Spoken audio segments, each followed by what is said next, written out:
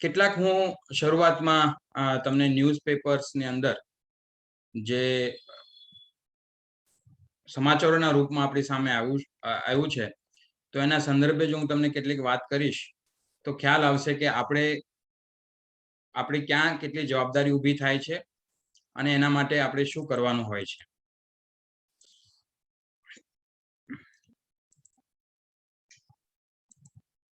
Screen પણ મારી બધાને બહુ બરાબર રીતે દેખાતી હશે.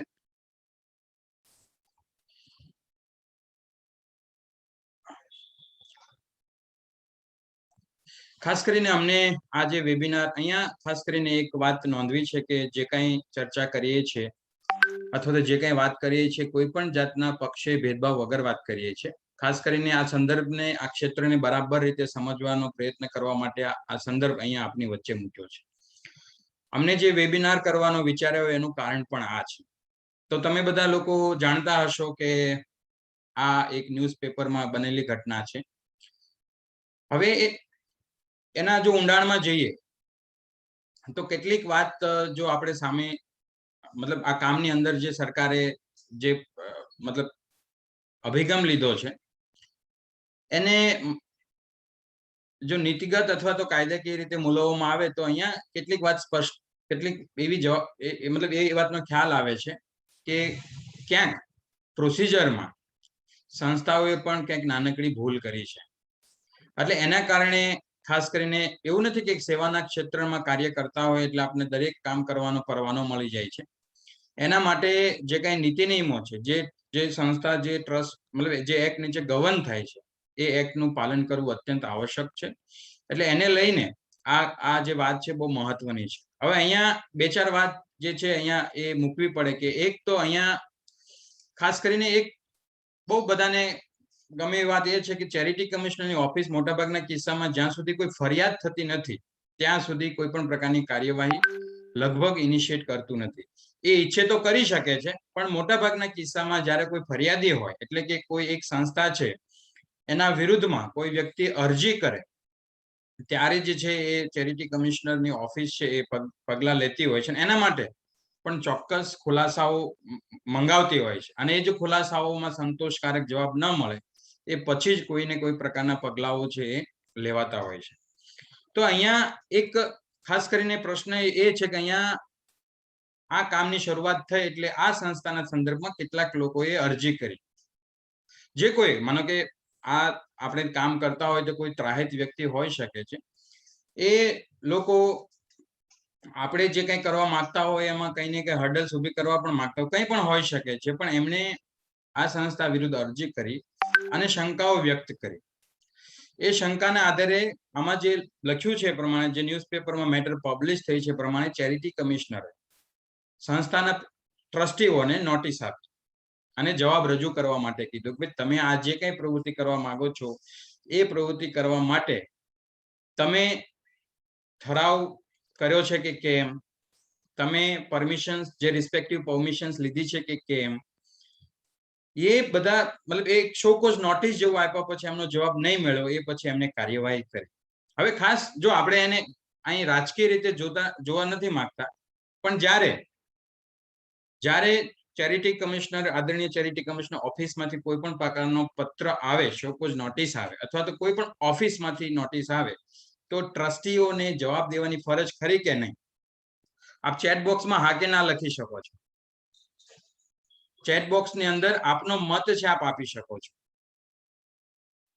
મેં ખાસ બધાને પ્રશ્ન એ પૂછ્યો કે જ્યારે આ સંસ્થા અને માનો કે એ પછી માનો કે આપણે જવાબ નથી આપતા, એ પછી કોઈ પણ પ્રકારની કાર્યવાહી કરવામાં આવે તો સંસ્થા એ સફર કરવું પડતું હોય છે.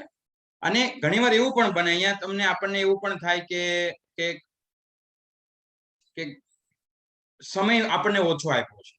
તો એવા કિસ્સામાં ઘણીવાર અમે અનુભવ્યું પણ છે, કેટલાક લોકોને કરતા પણ જોયા છે કે જ્યારે એવું બને કે કોઈ પણ સરકારી ઓફિસમાંથી કોઈ પણ પ્રકારનો કાગળ આવે છે સંસ્થાને અને એમાં જે પ્રશ્નોના જવાબ માંગ્યા છે એ બાબતે ઘણીવાર કોઈ જવાબદારી ઊભી થતી ના હોય અથવા તો કોઈ કહેવાનું થતું ના હોય તો પણ અમારું વ્યક્તિગત રીતે એવું માનવું ખરું કે આપણે જવાબ દઈ દેવો પડે.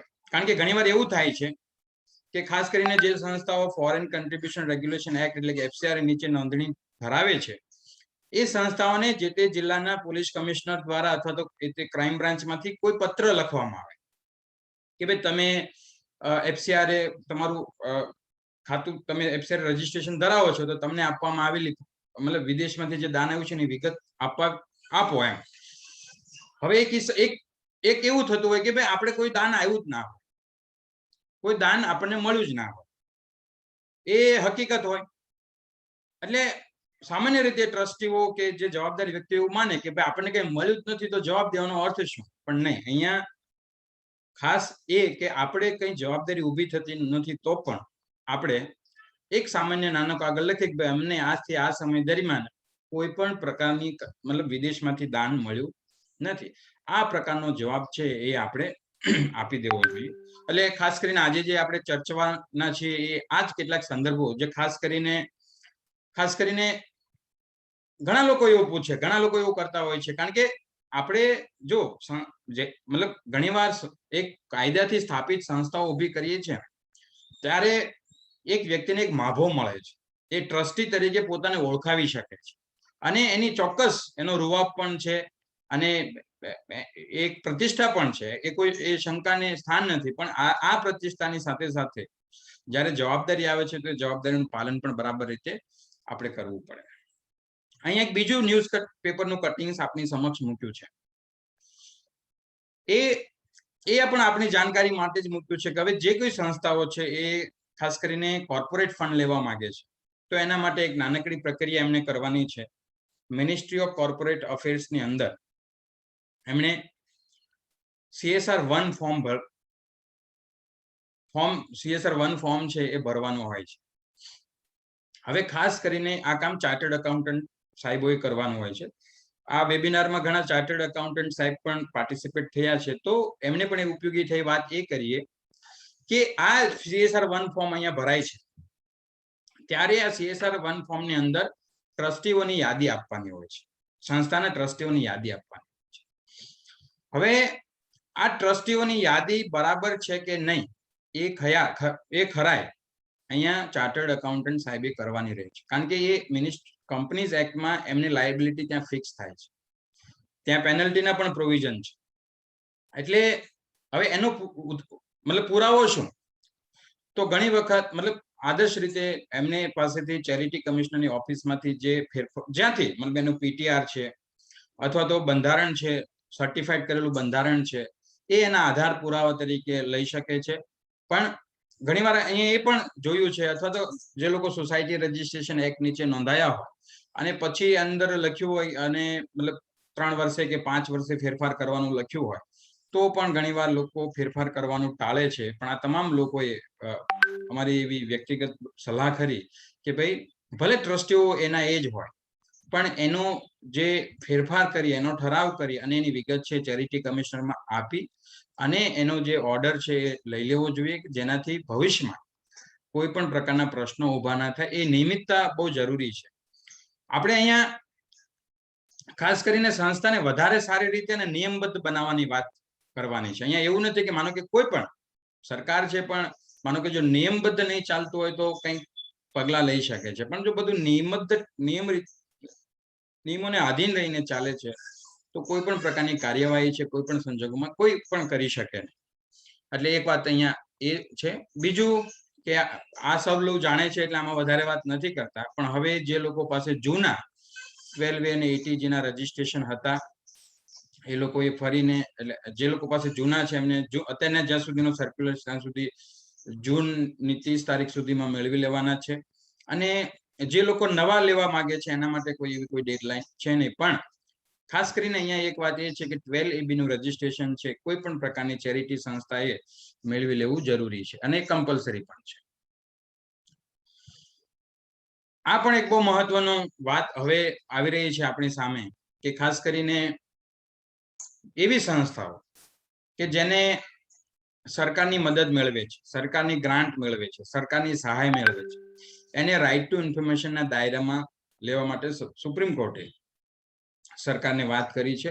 અને હવે એ કિસ્સામાં એક વાત એવી પણ હતી, અહીંયા આ જે ખુલાસો છે પેપરની જે ન્યૂઝપેપરમાં જે લખ્યું છે એ પ્રમાણે, કે ભાઈ નાણાકીય ગ્રાન્ટ નથી મેળવતી. કોઈ પણ પ્રકારની અત્યારે કોઈ સંસ્થા છે સરકાર પાસેથી ગ્રાન્ટ નથી મેળવતી, પણ જે તે સમયે સરકાર પાસેથી એમને જમીન લીધી છે, રાહત દરે લીધી છે, અથવા તો મફત લીધી છે, તો પણ એને સરકારી મદદ લીધી ગણાની એ સંસ્થાઓ પણ રાઇટ ટુ ઇન્ફોર્મેશનના દાયરામાં આવી શકે અને એના માટે પણ એની જવાબદેહિતા એ બનતી હોય છે. એટલે અહીંયા વાત એ છે કે આરટીઆઈ કે કોઈ પણ જે લોકો સારી રીતે બધું કરે છે એનો કોઈ પ્રશ્ન ઉપસ્થિત થતો જ નથી, પણ તેમ છતાંય રેકર્ડ છે એ બધા યોગ્ય રીતે નિભાવવા એ એક બહુ મોટી જવાબદારી છે. અને એના માટે સંસ્થાઓ જે છે પોતાના કર્મચારીઓને છે બરાબર રીતે એમ્પાવર્ડ કરે, એને તાલીમબદ્ધ કરે, એ પણ જોવું જરૂરી છે. આગળ ચાલીએ. હવે મારે આગળ જતા પહેલા એક બધાને એક પ્રશ્ન પૂછવો છે. કોઈ એવો અંદાજ લગાવી શકે કે ગુજરાતની અંદર charitable trust, society registration act કે ટ્રસ્ટ એક્ટ નીચે નોંધાયેલા કેટલા છે? કોઈ ચેટ બોક્સમાં એવો અંદાજ લખી શકે? 10,000, 5,000, 25,000? કેટલા ચેરિટેબલ ટ્રસ્ટ નોંધાયેલા છે? અંદાજ. કોઈ લખ્યું છે 5 લાખ પ્લસ. ભવ્ય શાહ 35,000, 22,500, 1,25,000, 13 લાખ.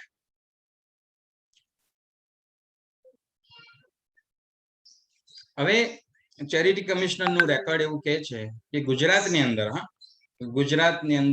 3,25,000 ટ્રસ્ટ નોંધાયેલા છે. 3,25,000. બરાબર. હવે આ 3,25,000 સંસ્થાઓ નોંધાયેલી છે.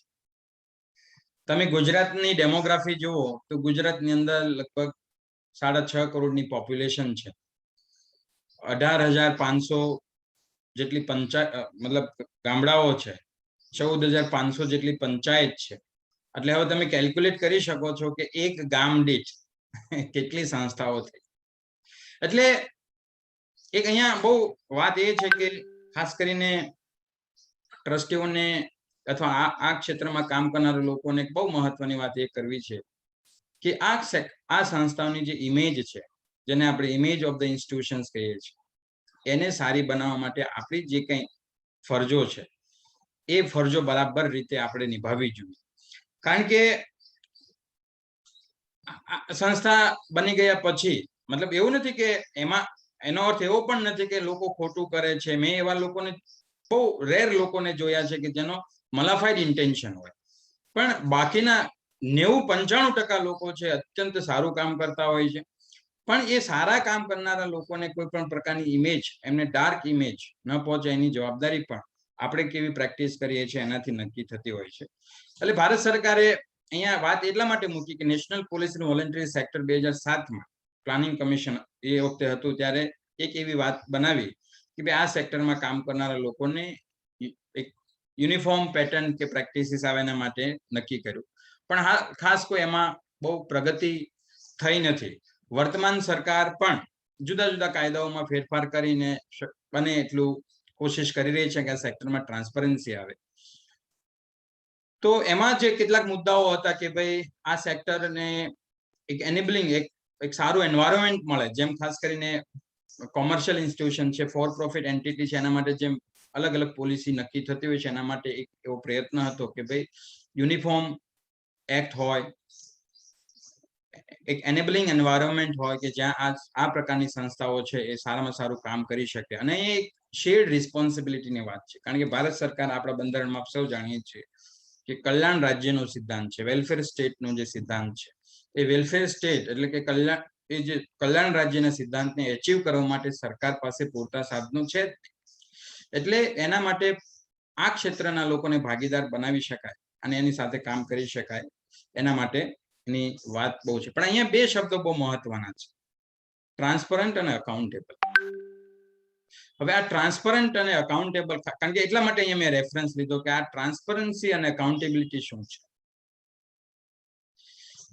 અને આ ટ્રાન્સપરન્સી અને અકાઉન્ટેબિલિટી એ મતલબ વિધિન ધ ઓર્ગેનાઇઝેશન છે કે એક્શનલ વર્લ્ડમાં. એટલે વાત અહીંયા એક કરવાની એ થાય કે જે પણ સંસ્થા સારું કામ કરે છે તો ઘણા લોકો છે એ એમ કહીને એવોઇડ કરતા હોય છે કે ભાઈ અમારું તો બધું બરાબર છે પણ અમે કોઈને બતાવતા નથી, અથવા તો અમે કોઈ એવો શો ઓફ નથી કરતા. જો અહીંયા શો ઓફ કરવાની કોઈ મતલબ એવી કોઈ ઘટના કે વાત નથી, પણ સંસ્થા જ્યારે કામ કરે છે ત્યારે એને પબ્લિક ડોમેઇનમાં મૂકે છે, કારણ કે આ એક જાહેર સંસ્થા છે, બરાબર.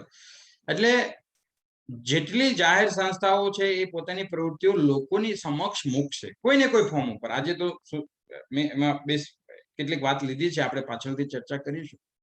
એટલે એનાથી સંસ્થાઓની નોંધ અથવા સંસ્થાની પ્રવૃત્તિ આમ સમાજમાં છે એ લાગશે ને એમને લાગશે કે આ લોકો દ્વારા કામ કરવામાં આવી રહ્યું છે યોગ્ય છે.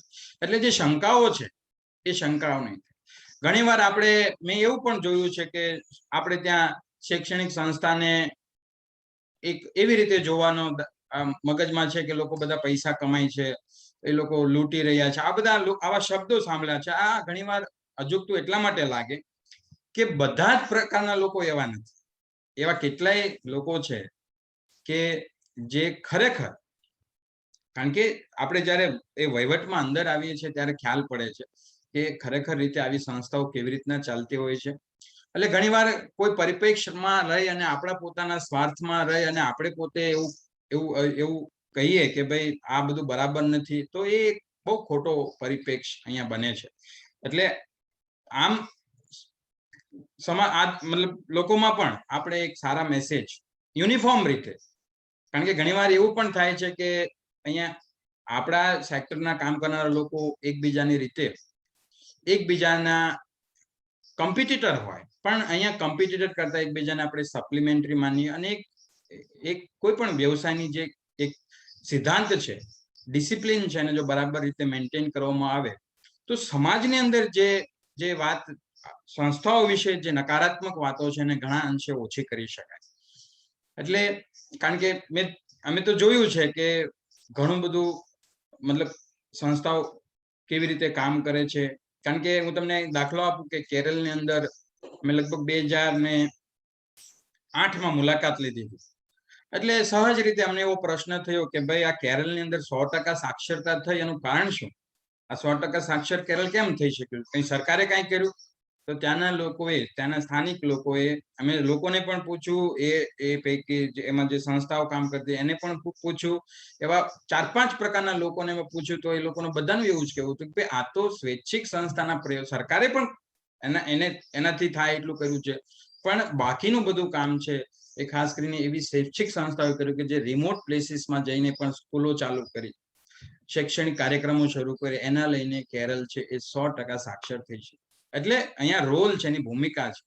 બાકી સરકારે એકલાએ કરી છે, સરકારથી એકલાથી એ કામ થયું નથી.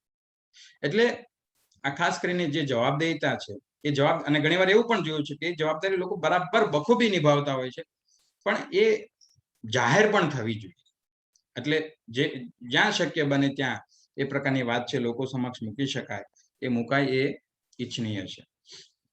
હવે અહીંયા મેં એક નાનકડો શબ્દ લખ્યો છે, આ 21st સેન્ચુરી. આ 21st સેન્ચુરી લખ્યું તો તમારા મગજમાં શું આવે છે? ખાલી મેં આટલું જ લખ્યું છે, નાનકડું. આપણે પ્રશ્નોના જવાબ પણ લઈશું, પણ શું આવે છે? ખાલી એક શબ્દ મેં અહીંયા મૂક્યો છે, તો કોઈ ક્લિક થાય છે?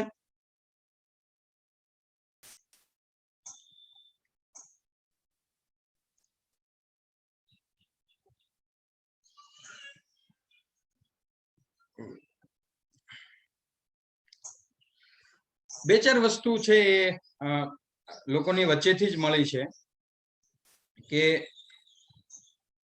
21st સેન્ચુરી, કારણ કે જો એક બહુ ખુલ્લો અને બધા પાર્ટિસિપેટ થઈ શકે, એટલે આપ લખી શકો છો કે આપના મંતવ્યમાં ખાલી એક 21st સેન્ચુરી ની વાત આવે છે. એટલે 21st સેન્ચુરી એટલે શું?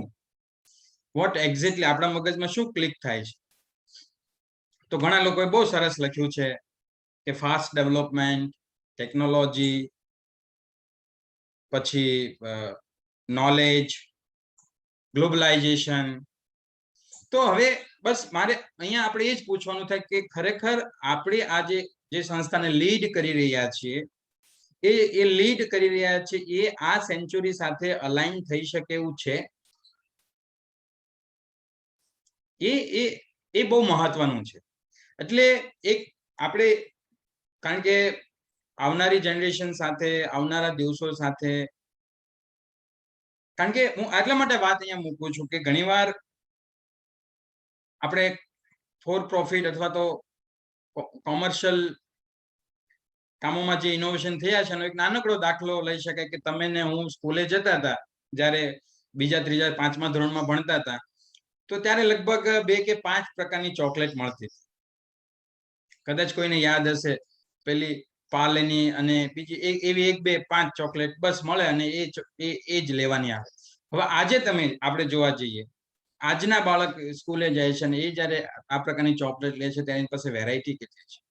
એટલે એ જ્યાં જે પ્રકારનું ઇનોવેશન થયું એ પ્રકારનું ઇનોવેશન ડેવલપમેન્ટ સેક્ટરમાં કે અથવા તો આપણે ત્યાં કે આપણા સેક્ટરમાં કંઈ દેખાય છે.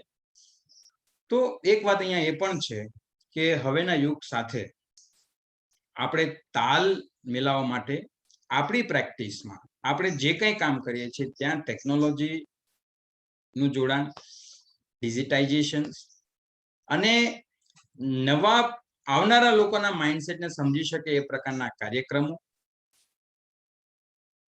એ બહુ મહત્વની જરૂરિયાત છે. એટલે હું એવું નથી કહેતો કે બધાએ જ એ લોકોએ કરવું જોઈએ, પણ હું માનું છું કે આ દિશામાં ચિંતનની શરૂઆત કરવી એ પણ ટ્રસ્ટીઓની કાયદાથી ઉપરવટ જઈને રહેલી જવાબદારી પૈકીની એક જવાબદારી છે. આપણે આગળ ચાલીએ. એક ટ્રસ્ટ છે આટલા લોકો સાથે ઉત્તરદાયિત્વ ધરાવે છે. ટ્રસ્ટ છે એને ટ્રસ્ટી મંડળની સાથેનું ઉત્તરદાયિત્વ હોય, બોર્ડ ઓફ ગવર્નન્સ હોય, બીઓજી હોય એની સાથેનું જવાબદારીતા હોય, લાભાર્થી હોય તો લાભાર્થી સાથેની જવાબદારીતા, એટલે કે બેનિફિશિયરી સાથે, ડોનર સાથે, ગવર્મેન્ટ સાથે, એમના ટીમ અને સ્ટાફ સાથે, અને સરવાળે છેલ્લે સોસાયટી સાથેનું એમનું ઉત્તરદાયિત્વ. એટલે આ દરેક જગ્યાએ એક વસ્તુ કોમન છે કે બધી જગ્યાએ કોમ્પ્લેક્સિટી આવી છે. એટલે કે બેનિફિશિયરી છે એ પહેલા જેવો બેનિફિશિયરી નથી. સોસાયટીના બિહેવિયર છે એ સોસાયટીનું બિહેવિયર પહેલા જેવું નથી. બરાબર? એટલે એ પણ એક સંસ્થા, ભલે એક સેવાકીય પ્રવૃત્તિ થતું હોય, પણ એ લોકોના મગજમાં પણ જાત ભાતનું ચાલે છે કે ભાઈ એમને તો બહુ બધું દાન મળે છે એટલે તો લોકો કરે જ ને, ક્યાં જાય, એ તો એમને વિદેશમાંથી પૈસા આવે છે. ભલે એ તો આપણને ખબર હોય કે આપણને કઈ આવતું નથી, પણ લોકોના મગજમાં એવું બધું ચાલતું હોય અને જાત જાતના એ પ્રકારના તુક્કાઓ પણ ચાલતા હોય.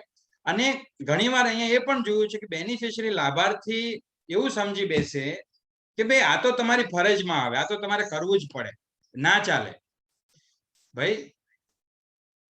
એટલે આ દરેક જગ્યાએ કોમ્પ્લેક્સિટી જે આવી છે ડોનર સાથે કે એના મતલબ ઓર્ગેનાઇઝેશન સાથે, તો કોમ્પ્લેક્સિટી સાથે પણ આપણે આપણી ટીમને આપણે વ્યક્તિગત રીતે અથવા તો આપણું જે બોર્ડ છે એને આપણે તૈયાર કરવાનું છે. અહીંયા ઘણીવાર એવું પણ બને કે અત્યારે કેટલીક વાર આ ક્ષેત્રમાં કામ કરનારા લોકોને થોડો થાક પણ મહેસૂસ થાય, કારણ કે એન્વાયરમેન્ટ પહેલા જેવું નથી, એટલે હાર્ડશિપ વધી છે. બરાબર? એ હાર્ડશિપ વધી છે. બીજું કે આ ક્ષેત્રમાં કામ કરનારા લોકો ઘણા લાગણીશીલ હોય છે. એટલે લાગણીશીલ લોકોની એક સૌથી મોટી મર્યાદા એ હોય છે ને એપ્રિસિએશન જોઈએ. જો સતત એપ્રિસિએશન ના હોય તો પણ એમનું જે મોટિવેશન છે એ ઓછું થતું હોય છે. એ પણ બહુ મહત્વની વાત છે કે એટલે હવે એવું સમજવાનું છે કે આ જે કર્મ છે એ કર્મમાં એપ્રિસિએશન ઓછું થયું છે, કોમ્પ્લેક્સિટી વધી છે, લીગલ એન્વાયરમેન્ટ છે એ પણ બદલાય, એટલે ત્યાં પણ કોમ્પ્લેક્સિટી છે. તેમ છતાં પણ આ કામ આપણે કરવાનું છે. એટલે દેખીતી રીતે જે પ્રકારનું કામ, જે વાતાવરણ પહેલા મળતું હતું એ વાતાવરણ આજે કોઈ પણ ક્ષેત્રમાં નથી. એટલે આપણે એવું માનીએ કે ભાઈ આના બદલે કોઈ બીજામાં, ત્યાં પણ એવું નથી. એટલે એ પરિસ્થિતિની અંદર પણ આપણે આપણી ટીમને બરાબર રીતે તૈયાર કરવાની છે અને એના માટે સતત ચિંતન અને ડાયલોગ એ બહુ મોટું છે, એ આપણને બળ પૂરું પાડી શકે છે. હવે આટલા કાયદાઓ છે આપણા આસપાસ છે, આપણે જે કઈ પ્રવૃત્તિ કરીએ છીએ એની આસપાસ છે. એક તો ટ્રસ્ટ એક્ટ છે, સોસાયટી રજિસ્ટ્રેશન એક્ટ છે, ઇન્કમ ટેક્સ એક્ટ છે, FCR એક્ટ છે, GST છે, ફેમા છે, prevention of money laundering act છે, ગુજરાત પ્રાઇવેટ યુનિવર્સિટી એક્ટ, જે ખાસ કરીને શૈક્ષણિક સંસ્થાઓ યુનિવર્સિટી બની છે એના સંદર્ભમાં, અને એક પોસ્ટ એક્ટ છે.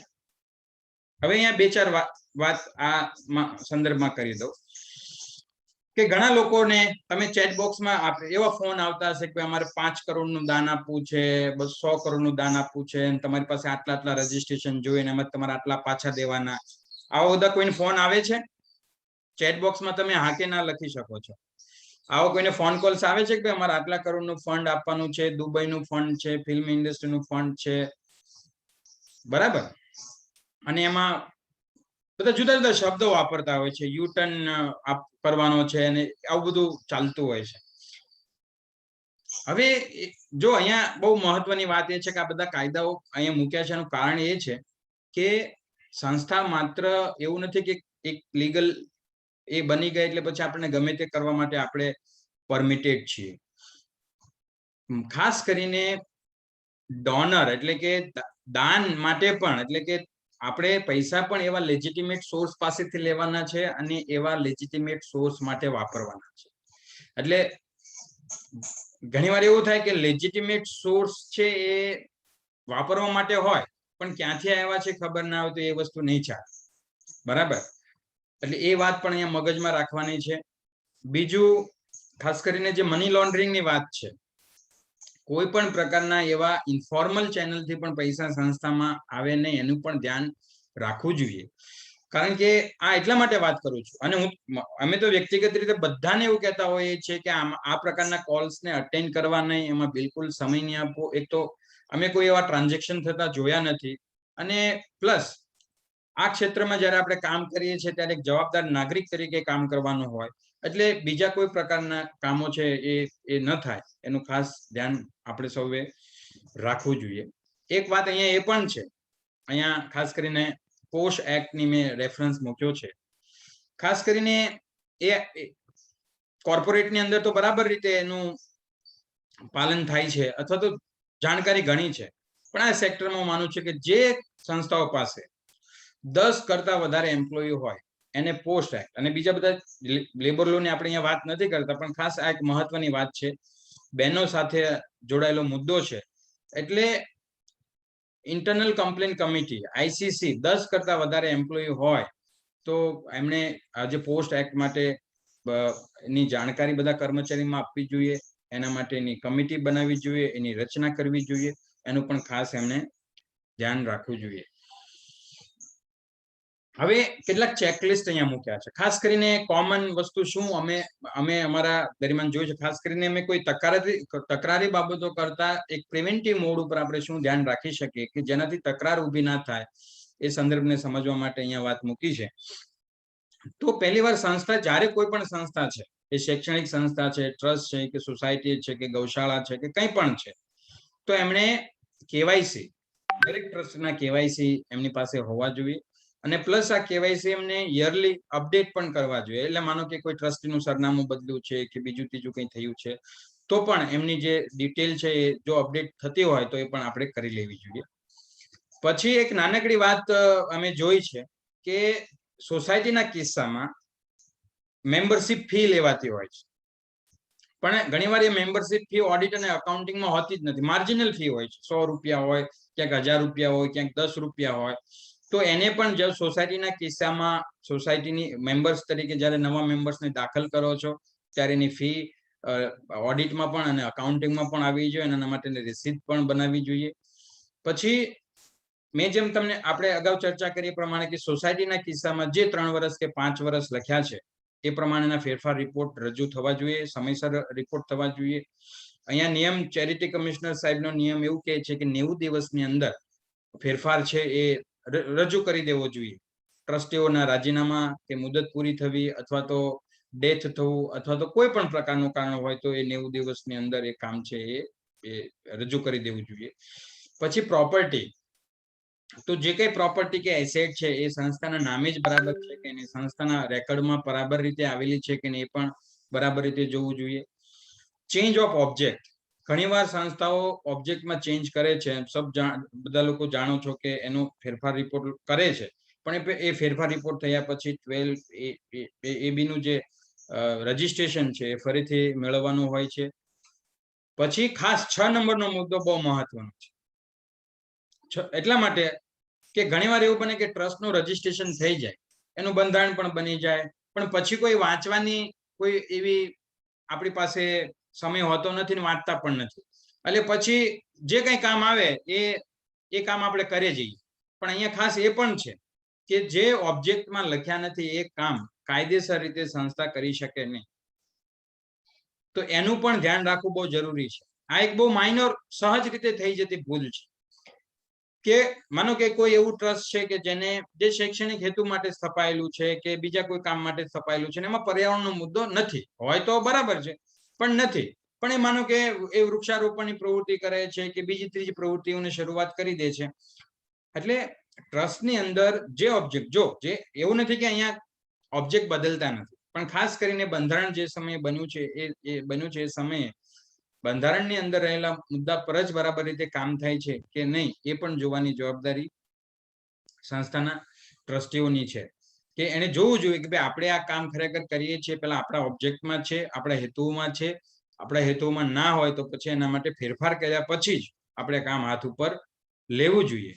પછી 7 નંબરનો પોઈન્ટ છે, ઘણીવાર TDS, કારણ કે ઘણી બધી સંસ્થાઓ કામ કરતી હોય, ગવર્મેન્ટના પ્રોજેક્ટ લેતી હોય, મોટી સંસ્થાઓ એમની પાસે તો બહુ સરસ સ્ટાફ હોય, એટલે TDS ના જે કોમ્પ્લાયન્સ છે એ બરાબર રીતે મેન્ટેન થતા હોય છે. પણ બીજી ઘણી બધી સંસ્થાઓ છે જેને TDS વિશે પણ થોડું જાણી, એટલે કે આપણી પાસે જે તમે ચાર્ટર્ડ એકાઉન્ટન્ટ પાસે કામ કરાવો છો એની પાસે રહી અને TDS ક્યાં ક્યાં કાપવાનો, TDS ની જે જોગવાઈ છે જાણી લેવી જોઈએ, અને જ્યાં જ્યાં જરૂર પડે ત્યાં એ પ્રકારનું કામ છે કરવું. કારણ કે અહીંયા એ પ્રકારની કોઈ ઘણા બધા લોકો છે ચૂક કરે છે, કોન્ટ્રાક્ટરને પેમેન્ટ આપવાનું હોય, કન્સલ્ટન્ટને પેમેન્ટ આપવાનું હોય, કોઈ બીજા વેન્ડર્સને પેમેન્ટ આપવાનું હોય, તો જ્યાં જ્યાં TDS ની જે જવાબદારી ઊભી થતી હોય, TDS છે એ કાપવાની જે કામ છે એ કરવું જોઈએ. Separate account for commercial activity, એટલે એવી સંસ્થા છે કે કોઈ એવી સંસ્થા છે કે જે ચેરિટેબલ ટ્રસ્ટ સિવાય બીજી કોઈ કોમર્શિયલ એક્ટિવિટી કરે છે, તો એ કિસ્સામાં એનું સેપરેટ અકાઉન્ટ રહે, જુદો હિસાબ રહે, એ પણ બહુ જરૂરી છે. Separate account for foreign donations, અહીંયા થોડી સ્પેલિંગ એરર છે, પણ ફોરેન માંથી જે પૈસા આવે છે એના માટે એનું સેપરેટ અકાઉન્ટ હોવું જરૂરી છે.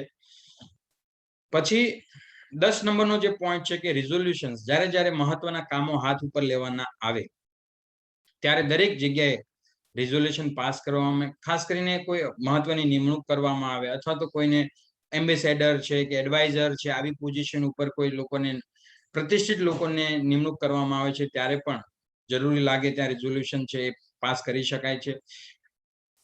રિઝોલ્યુશન પાસ કરવા માટેનું એવું કોઈ, આમ માનો કે કદાચ કોઈ નાની પ્રવૃત્તિ માટે પણ જો રિઝોલ્યુશન પાસ કરવામાં આવે છે તો એ સારી પ્રેક્ટિસ છે, કોઈ એમાં કોઈ એવું નથી કે ખોટું છે. એટલે જ્યાં જ્યાં જરૂર લાગે, એમ લાગે કે નહીં બધા ટ્રસ્ટીનો કન્સર્ન લઈ અને મુદ્દો નોંધવા જેવો છે, તો ચોક્કસ એ બધા જ કામો છે એ રિઝોલ્યુશન સાથે કરવા જોઈએ, જેથી ભવિષ્યમાં કોઈ પણ પ્રકારની છે, કારણ કે મેં જે તમને વાત કરી કે કોઈ ત્રાહિત વ્યક્તિ છે એ સંસ્થાના વિરુદ્ધમાં લખીને આપે છે ત્યારે બધા પ્રકારના પ્રશ્નો છે ઉભા થતા હોય છે. 11 નંબરનો પોઈન્ટ છે PTR ની કોપી સંસ્થાઓ પાસે હોવી જોઈએ, અને એમાં ઉત્તરોત્તર જે ટ્રસ્ટી, જેમ આપણે પેલી પ્રોપર્ટીમાં પેઢીનામું હોય છે એ ટાઈપનું જે ઉત્તરોત્તર ટ્રસ્ટીના ડિટેલ છે પણ હોવી જોઈએ. અને છેલ્લે ખાસ કરીને સર્ટિફાઈડ ડીડ કે મેમોરેન્ડમ છે એ પણ આપણે ચેરિટી કમિશનરની ઓફિસમાંથી મેળવી લેવું જોઈએ. માનો કે કોઈની પાસે PTR ના હોય તો એ અરજી કરી અને PTR ની કોપી ચેરિટી કમિશનની ઓફિસમાંથી મેળવી શકે છે, અને PTR ની કોપી છે આમ દરેક રેકોર્ડ માટે કામની વસ્તુ છે.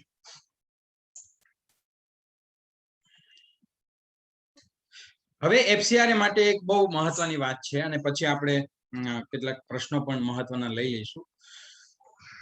FCRA માં એક એફિડેવિટ આપવાનું થાય છે, ખાસ કરીને જે લોકો ટ્રસ્ટી છે અથવા તો યુનિવર્સિટીના કિસ્સામાં અથવા તો શૈક્ષણિક સંસ્થાના કિસ્સામાં બોર્ડ મેમ્બર છે, તો એમણે એક એફિડેવિટ આપવાનું થાય છે. એમાં જે લખેલું છે એ હું વાંચું છું.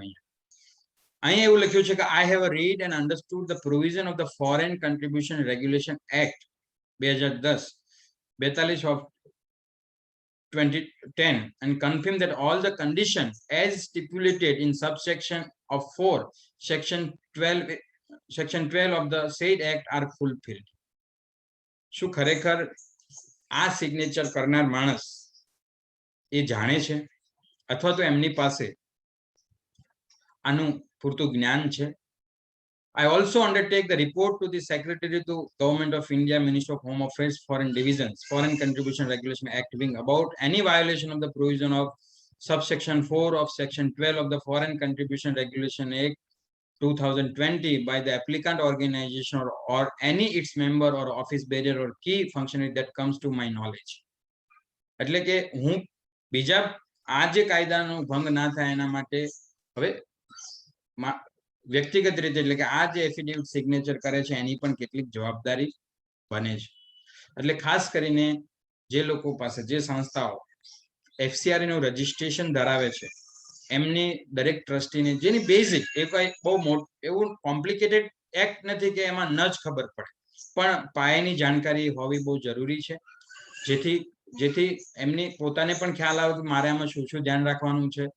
અને ઘણીવાર એવું બને કે આપણે આપણા અકાઉન્ટન્ટ કે અથવા એડમિનિસ્ટ્રેટિવ ઓફિસર્સ કે આપણા ચાર્ટર્ડ અકાઉન્ટન્ટ સાથેની ડિપેન્ડન્સી હોય, પણ ઘણીવાર એવું બને કે એમના ધ્યાનમાં પણ ના. એટલે જ્યાં શક્ય બને ત્યાં પૂરતી અવેરનેસ હોય એ પણ એન્શ્યોર છે એ કરવું જોઈએ. એટલે ખાસ કરીને જે બોર્ડ છે એ પણ આ કાયદાનું બરાબર રીતે જાણકારી મેળવે એ પણ અહીંયા એક જવાબદારી ઊભી થાય છે. અહીંયા ખાસ કરીને એફસીઆર ના સંદર્ભમાં જ આગળ મૂક્યું છે કે સેક્શન 33 એવું કહે છે કે making a false statement, declaration or delivering the false account, any person subject to this act who knowingly gives the false intimation under the subsection C of section 9 or section 8 or seeks prior permission or registration by means of fraud, false representation or concealment of material fact shall on conviction by court be liable to imprisonment, a term which may be extended to 6 months or with fine or both. એટલે ખાસ કરીને એફસીઆર માટેના જે કઈ documents બને છે એમાં કોઈ પણ પ્રકારની ખોટી વાત, મિસઇન્ફોર્મેશન ના હોય એ પણ જોવાનું કામ છે એ સંસ્થાના ટ્રસ્ટીઓનું આવે છે. અહીંયા ખાસ કરીને આ જે પ્રોવિઝન છે એ કેટલાક જે ખાસ કરીને પ્રેક્ટિશનર મિત્રો સામેલ થયા છે, જે લોકો ચાર્ટર્ડ અકાઉન્ટન્ટ છે, કંપની સેક્રેટરી છે, એડવોકેટ છે, એમના સંદર્ભમાં અહીંયા એક વાત મૂકી છે, અથવા તો જે આસિસ્ટ કરે છે. તો અહીંયા સેક્શન 35 એફસીઆર એક્ટ નું એવું કહે છે કે આ ખોટા કામમાં આસિસ્ટ કરવું, મદદ કરવી એ પણ ગુનો બને છે. એટલે ઘણીવાર એવું બને કે ખાસ કરીને એટલા માટે અહીંયા આ એક જે લોકો એડવાઇઝરી ફોર્મમાં કામ કરે છે એટલે કારણ કે એમની પણ જવાબદારી બને છે, તો એફસીઆર એક્ટમાં એ જવાબદારી એડવાઇઝરની ફિક્સ થયેલી છે કે whoever accept or assist any person, political party or organization accepting any foreign contribution or any currency or security from foreign source in the contravention of any provision of this act or any rules or order made thereunder shall be punished with imprisonment for a term which may extend to 5 years or with fine or with both.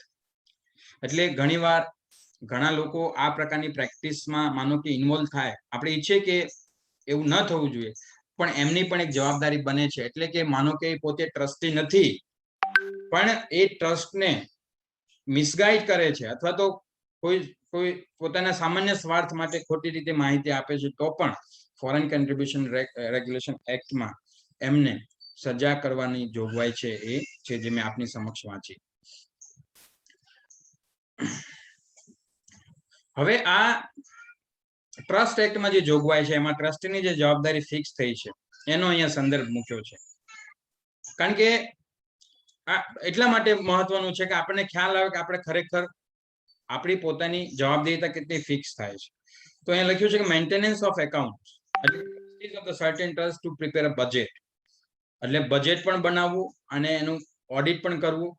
Every such budget shall make adequate provision for carrying out the object of the trust and the maintenance and the preservation of the trust property.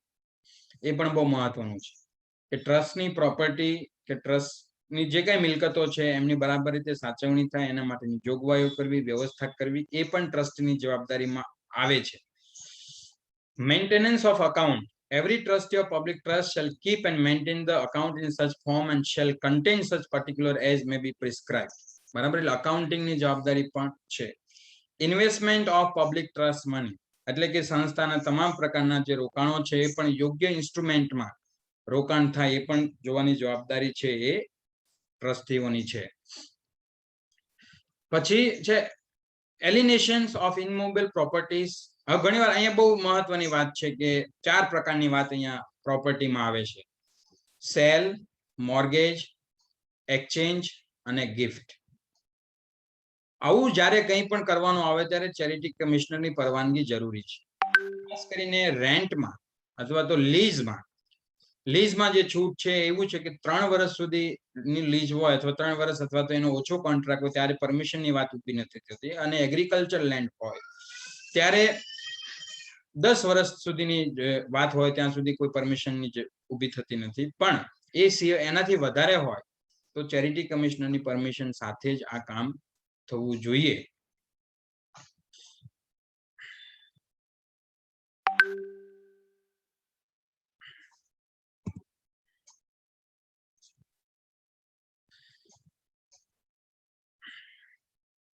હવે powers and duties of restrictions of on trustees. બરાબર, આ જે 4 જોગવાઈઓ છે ખાસ કરીને અહીંયા બહુ મહત્વની વાત છે. એમાંનું એક જે આ પોઈન્ટ છે હું વાંચું છું કે 4થા નંબરનો, નો trustee shall be borrow the money from his own use from any property of the public trust which he is trustee. એટલે કે જ્યાં કોઈ પણ ટ્રસ્ટી, કોઈ પણ વ્યક્તિ ટ્રસ્ટી તરીકે ફરજ બજાવે છે ટ્રસ્ટમાંથી પોતે ઉછીના પૈસા કે લોન પેટે પૈસા લઈ શકે નહીં. Then point number 2, the trustee shall subject to the provision of this act and the instrument of the trust be entitled to exercise all the powers incidental to the prudent, the beneficial management of the trust and to do all things necessary for the due performance of the duties imposed him. બરાબર, એટલે ખાસ કરીને સંસ્થાન મતલબ અહીંયા overall આ બધા purpose કે કાયદાનું જે વાત છે એમાં એ છે કે સંસ્થા બરાબર રીતે ચાલે, સંસ્થા એના હેતુ પ્રમાણે જ ચાલે, સંસ્થાને જે જવાબદારીઓ ઊભી થાય છે એમાં માત્ર ને માત્ર ઘણી વાર વાત બદલ કેવું નક્કી કરે તો પ્રમુખ છે, પ્રમુખ બધું કરે, અમારે શું, આવી માત્ર ને માત્ર એની મુખ્ય જવાબદારી બને, એમને લીડ લેવી જોઈએ. પણ તેમ છતાંય માત્ર પ્રમુખ કે માત્ર સેક્રેટરી જ બધું કરવું જોઈએ એવું નથી. ટ્રસ્ટી તરીકે, સંસ્થાના મોભી તરીકે વ્યક્તિગત જે આ બધું બરાબર ચાલે એના માટે યોગ્ય જોગવાઈ કરવી, એના માટે જ્યાં શક્ય બને ત્યાં આર્ગ્યુમેન્ટ્સ કરવી, એ પણ બહુ મહત્વની વાત છે. Register of movable and immovable properties. જે કઈ પ્રકારની પ્રોપર્ટી સંસ્થાના નામે છે એ સંસ્થાના નામે છે એ પ્રોપર્ટીનું દર 3 મહિને એટલે કે ક્વાર્ટરલી જે લોકો મોટી સંસ્થાઓ છે ક્વાર્ટરલી અપડેટ્સ એ બધા એમનું જે રજિસ્ટર્ડ છે, સ્ટોક રજિસ્ટર્ડ છે, ડેટ સ્ટોક રજિસ્ટર્ડ છે, અપડેટ કરવું જોઈએ.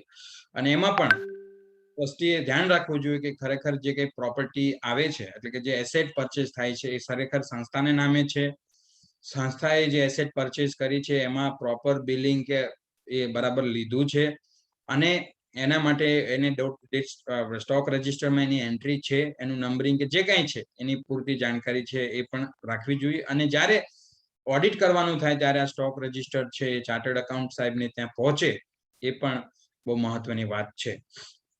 એટલે જે કઈ પ્રોપર્ટી છે કે જે કઈ એસેટ છે એ પણ સંસ્થાના સંદર્ભમાં બહુ મહત્વની છે. હવે એક વાત, 2 વસ્તુ વધારાની વાત કરું નૈતિકતાના ભાગરૂપે અને વર્તમાન સંદર્ભના ને ધ્યાનમાં લઈને 2 વસ્તુ અમે જોઈ છે. એક, સરપ્લસ ઓફ એસેટ્સ, એટલે કે ઘણી બધી સંસ્થાઓ પાસે એવી એસેટ હોય એ વધારાની હોય કે પૂરતા ઉપયોગમાં ના હોય, કે કોઈને 20%, 10%, 25% પ્રોપર્ટી છે ખાલી, એવા કિસ્સામાં આ એક કાયદામાં નથી લખ્યું પણ અમે મતલબ જે વાતાવરણ જોયું છે કે જે પરિસ્થિતિ જોતા જો શક્ય બને તો એવું કરી શકાય કે કોઈ એવી સમાન હેતુ વાળી સંસ્થા છે જે કંઈ એવું કરવા માંગે છે તો એ એમને એસેટ છે વાપરવા આપી શકાય કે જેથી એ સંસ્થા પણ ધીરે ધીરે ગ્રો થઈ શકે. એટલે એવી ઘણી બધી સંસ્થાઓ હોય કે એની પાસે આવું જો સરપ્લસ ઇન્ફ્રાસ્ટ્રક્ચર હોય તો કોઈ પ્રકારની ચોક્કસ પ્રકારની શરતો કરી અને એમને કોઈ પ્રવૃત્તિ કરવા માટે આપી શકાય અને સારી પ્રેક્ટિસ ગણાય. એનાથી 2-3 ફાયદાઓ થશે. એક કે જે નવી પેઢીના લોકો કંઈક કરવા માંગે છે, એમની પાસે કોઈ એસેટ્સ કે એવું કશું નથી, તો એમને થોડો ચાન્સ મળશે, એમને જગ્યા મળશે, રાઈટ, અને એ થોડું કામ કરી શકશે. અને બીજું ખાસ કરીને એ પણ જોયું છે કે નોલેજ કેપિટલ, ઘણી બધી સંસ્થાઓ પાસે ઘણું સારું નોલેજ કમ્પાઇલ થયું હોય, રિપોઝિટરી હોય, તો એવા કિસ્સાની અંદર એ સંસ્થા પોતે આગળ વધી અને એવી મતલબ એવા કોલેબોરેશન્સ ઇનિશિયેટ કરી શકે કે જેથી એમની પાસે રહેલું નોલેજ છે એ બધા સુધી પહોંચે. કારણ કે ઘણીવાર એવું બને કે ઘણી બધી સંસ્થાઓ એ એક પ્રકારની ચોક્કસ એક્સપર્ટાઇઝ ધરાવતું હોય છે, પણ એ એક્સપર્ટાઇઝ બીજા સુધી જો શેર થાય તો પણ એમના નીચે અથવા તો એમના મેન્ટરિંગમાં બીજી સંસ્થાઓ છે એ ઘણી પ્રગતિ છે એ કરી શકે. જો શક્ય બને તો આ કામ પણ સંસ્થાઓ છે. એટલે 2 વસ્તુ અમે જોઈએ કે એક તો એક્સેસ નોલેજ કેપિટલ્સ, રાઈટ, જે એક્સેસ નોલેજ કેપિટલ હોય તો ચોક્કસ બીજાને આપીને સૌ કરી શકાય. તો એ પણ મતલબ આ ટ્રસ્ટના હેતુઓ પૈકીનો જ એક છે કે ભાઈ એક સંસ્થા છે બીજી સંસ્થાને એને એમ્પાવર્ડ કરવા માટે ઉપયોગી થઈ શકે છે. અને બીજી જે વાત કરી કે સરપ્લસ એસેટ્સ હોય તો સરપ્લસ એસેટ એવી કોઈ સંસ્થા સાથે કામ કરવા આપી શકાય કે જે ઉભરતી સંસ્થાઓ હોય. કારણ કે પેઢી દર પેઢી આ પ્રકારના કામો કરનારા લોકોની જરૂરિયાત તો રહેવાની જ છે. કારણ કે અહીંયા એક બહુ મોટો ગેપ દેખાય છે. એક ચોક્કસ લોકોનું વૃંદ છે એ ઘણું સિનિયર હવે થઈ ચૂક્યું છે. નવી પેઢીના લોકો પણ આ પ્રવૃત્તિમાં જોડાય, આ પ્રકારમાં એને પ્રોત્સાહન મળે એ પણ અત્યંત આવશ્યક છે. હવે એક વાત અહીંયા આપણે મુદ્દામાં લીધી હતી કે ભાઈ ફોરેનરને આપણે ટ્રસ્ટી બનાવી શકાય કે કેમ, અથવા તો એનઆરઆઈ ને ટ્રસ્ટી બનાવી શકાય કે કેમ. તો એ બધી એક બાબતે અહીંયા એ પણ આપણે ચર્ચા કરી લઈએ કે ફોરેનરને ટ્રસ્ટી બનાવી શકાય, પણ આ 5 કન્ડિશન્સ જો એ ફૂલફિલ કરે તો. એક કે કોઈ ફોરેનર છે એ ભારતીય નાગરિક સાથે એમના લગ્ન થાય. The foreigner has been living and working in India at least 5 years, 5 વર્ષથી ભારતમાં જ રહેતો હોય. The foreigner has made available his specialized knowledge, especially in the medical and health related fields on the voluntary basis in India in the past. And the foreigner is a part and board of trustee executive committee in terms of provision in the intergovernmental agreements, right? એવી કોઈ multilateral or bilateral agency સાથેનું આપણું કામ હોય એ સમયે માનો કે એમને રાખવા જરૂરી હોય તો એ કિસ્સામાં the foreigner is a part of the board of trustee executive committee in ex officio capacity representing the multilateral body which exempted from the definition of foreign source, right? Foreign સોર્સના ડેફિનેશન ખાસ કરીને UN organisation છે એમાંથી કોઈ હોય, પણ આ 5 condition સાથે જો કોઈ એમાંથી કોઈ એક કન્ડિશન ફૂલફિલ કરતા હોય તો એ રહી શકે છે, પણ તેમ છતાં એમનું નોમિનેશન ટ્રસ્ટી તરીકે જસ્ટિફાઈ થવું જોઈએ તો જ છે એ ફોરેનર છે એ ટ્રસ્ટી તરીકે રહી શકે છે. હવે અહીંયા ગુજરાત પ્રાઇવેટ યુનિવર્સિટી એક્ટમાં ખાસ કરીને 3 જોગવાઈ અથવા તો એક્ટમાં લખ્યું છે 3 સ્ટેચ્યુટરી બોર્ડ્સ, બધા governing body, board of management અને એકેડેમિક કાઉન્સિલ્સ, અને એવા બીજા કોઈ બોડીની રચના કરવી હોય તો યુનિવર્સિટી જે એક્ટ નીચે બની છે, કોમન એક્ટ નીચે, એ કરી શકે છે. અને એમાં બોર્ડ ઓફ મેનેજમેન્ટ અને ગવર્નિંગ બોડીની જે રચના કરી છે તો એ કિસ્સામાં જે ગવર્નિંગ બોડીના જે મેમ્બર છે, અહીંયા ગવર્નિંગ બોડીના જે મેમ્બર છે એ પણ ટ્રસ્ટીની જે કઈ જવાબદારીઓ છે એ સમાંતર જવાબદારીઓ છે. કારણ કે ટ્રસ્ટ આ કિસ્સામાં કેવું છે કે એમને પણ આ બધા જુદા જુદા સર્ટિફિકેટ, એફસીઆરએન નું સર્ટિફિકેટ, વેલેબી નું સર્ટિફિકેટ, આ બધું લેવાનું થશે. તો એ કિસ્સામાં એ પણ એટલી જ જવાબદેહીતા છે એ ધરાવે છે, કારણ કે એ અપેક્ષ ઓર્ગેનાઇઝેશન છે, રાઈટ. અને છેલ્લે અહીંયા આપણે કેટલીક બેસ્ટ પ્રેક્ટિસીસ છે એ આપણે કરી શકીએ કે ભાઈ ખાસ કરીને દરેક ઓર્ગેનાઇઝેશન છે એ એમની પોતાની વેબસાઇટ હોય, એમના પોતાના સોશિયલ મીડિયા હેન્ડલ્સ હોય, એમના ઉપરથી બધી પ્રવૃત્તિ છે, એક્ટિવિટી છે એ ડિસ્ક્લોઝ મતલબ કરતા હોય. 3 નંબરનો પોઈન્ટ એ બહુ મહત્વનો છે કે ખાસ કરીને શક્ય બને તો કોઈ એવા રેપ્યુટેડ વ્યક્તિને, ખાસ કરીને જે સિવિલિયન એવોર્ડ્સ મળ્યા છે, પદ્મશ્રી છે, પદ્મ વિભૂષણ છે, અથવા તો ભારત રત્ન છે, અથવા તો નોબેલ છે, આવા અથવા તો કોઈ એવા હાઈલી ક્વોલિફાઈડ એકેડેમિશિયન છે, મેડિકલ પ્રેક્ટિશનર છે, એવા લોકોને પણ બોર્ડ ઉપર લઈ શકાય છે, જેથી ટ્રસ્ટની જે શરૂઆતમાં વાત કરી કે ભાઈ સંસ્થાની જે ઇમેજ છે આ સેક્ટરમાં એ સારી બની શકે છે.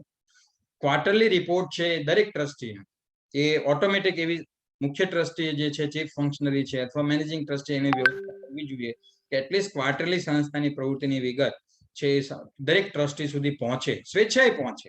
એ એટલા માટે જરૂરી છે કે ઘણીવાર એવું બને કે ટ્રસ્ટી મતલબ બોર્ડમાં હોય, જરૂર કામ આવે, જરૂર પડે ત્યારે આવી પણ જતા હોય, પણ ઘણીવાર એમની પોતાની, કારણ કે અહીંયાથી કોઈ પગાર લેતા નથી એટલે કામ કરવા માટે તમને કંઈ ને કંઈ કરવું જ પડે.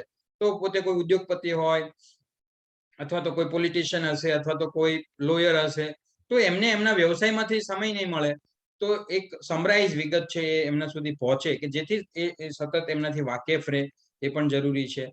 વેબસાઇટ ઉપર કેટલાક ઇમ્પોર્ટન્ટ ડોક્યુમેન્ટ છે, કોન્ટેક્ટ નંબર છે, એ પણ ડિસ્ક્લોઝ કરવા જોઈએ.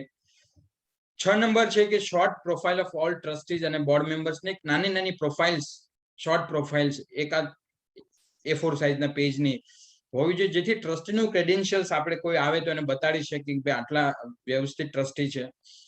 પછી contact detail of press representative, ખાસ કરીને આપણી આસપાસ જે કઈ પ્રેસના મીડિયાના પ્રતિનિધિઓ છે એની પણ આપણી પાસે ડિટેલ હોય, અને શક્ય હોય એવી કિસ્સામાં પ્રેસ રિલીઝ જ્યાં આપવા જેવું છે, ભલે એ લોકો છાપે કે ના છાપે એમને જોવાનું છે, પણ આપણે ત્યાંથી કોઈ એવી કોઈ પ્રવૃત્તિ થાય, એવી એક્ટિવિટી કરવામાં આવે તો એની પ્રેસ રિલીઝ છે ચોક્કસ રીતે જો લખીને આપી દેવામાં આવે કે ભાઈ આ કામ કર્યું છે, પછી છાપવું હોય તો છાપે, નહીતર કઈ નહીં. પણ આપણે ત્યાંથી જો એવી પ્રેક્ટિસ થાય કે દરેક મીડિયા પ્રતિનિધિને આપણું કામ છે એ પહોંચી જાય, કે જેથી, કારણ કે એ સબસિક્વન્ટ એવિડન્સ ઉભા કરશે અને સંસ્થા વિશેના જે ઇમેજ છે એનું એ કામ છે બહુ સરસ રીતે એ થઈ શકશે.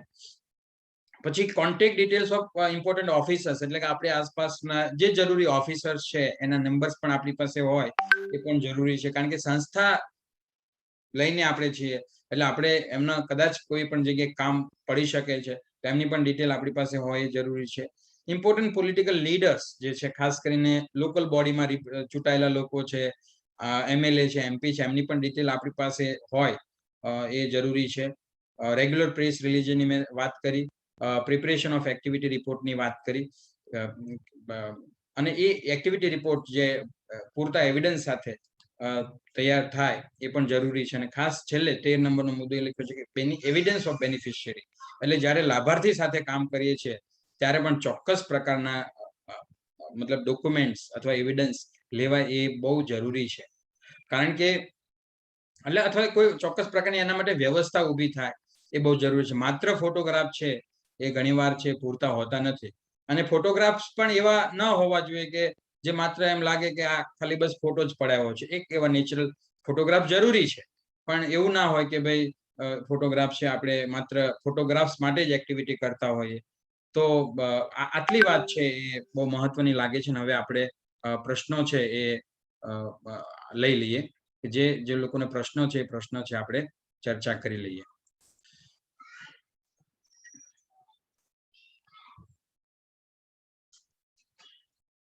ખાસ કરીને જે મિત્રોને પ્રશ્નો હોય ચેટ બોક્સમાં લખી શકે છે. કેટલાક પ્રશ્નો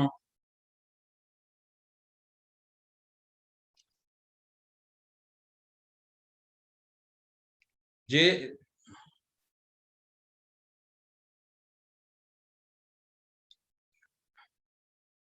please give the difference between the duty and responsibility in trust in managing trust. જો અહીંયા ખાસ કરીને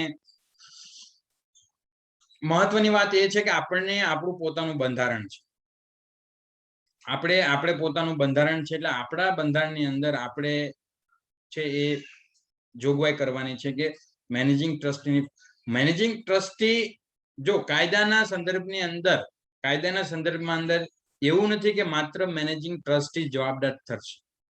એ તો હોદ્દાઓ આપણે આપેલા છે. અહીંયા તો એક જ શબ્દ છે કે ટ્રસ્ટી, બરાબર. એટલે કે મેનેજિંગ ટ્રસ્ટીની ભૂલ હોય તો પણ બધા ટ્રસ્ટીને બધાને જ આવશે. એટલે માનો કે ઓડિટ નથી થતું તો એની નોટિસ બધા ટ્રસ્ટીને જઈ શકે છે, બરાબર.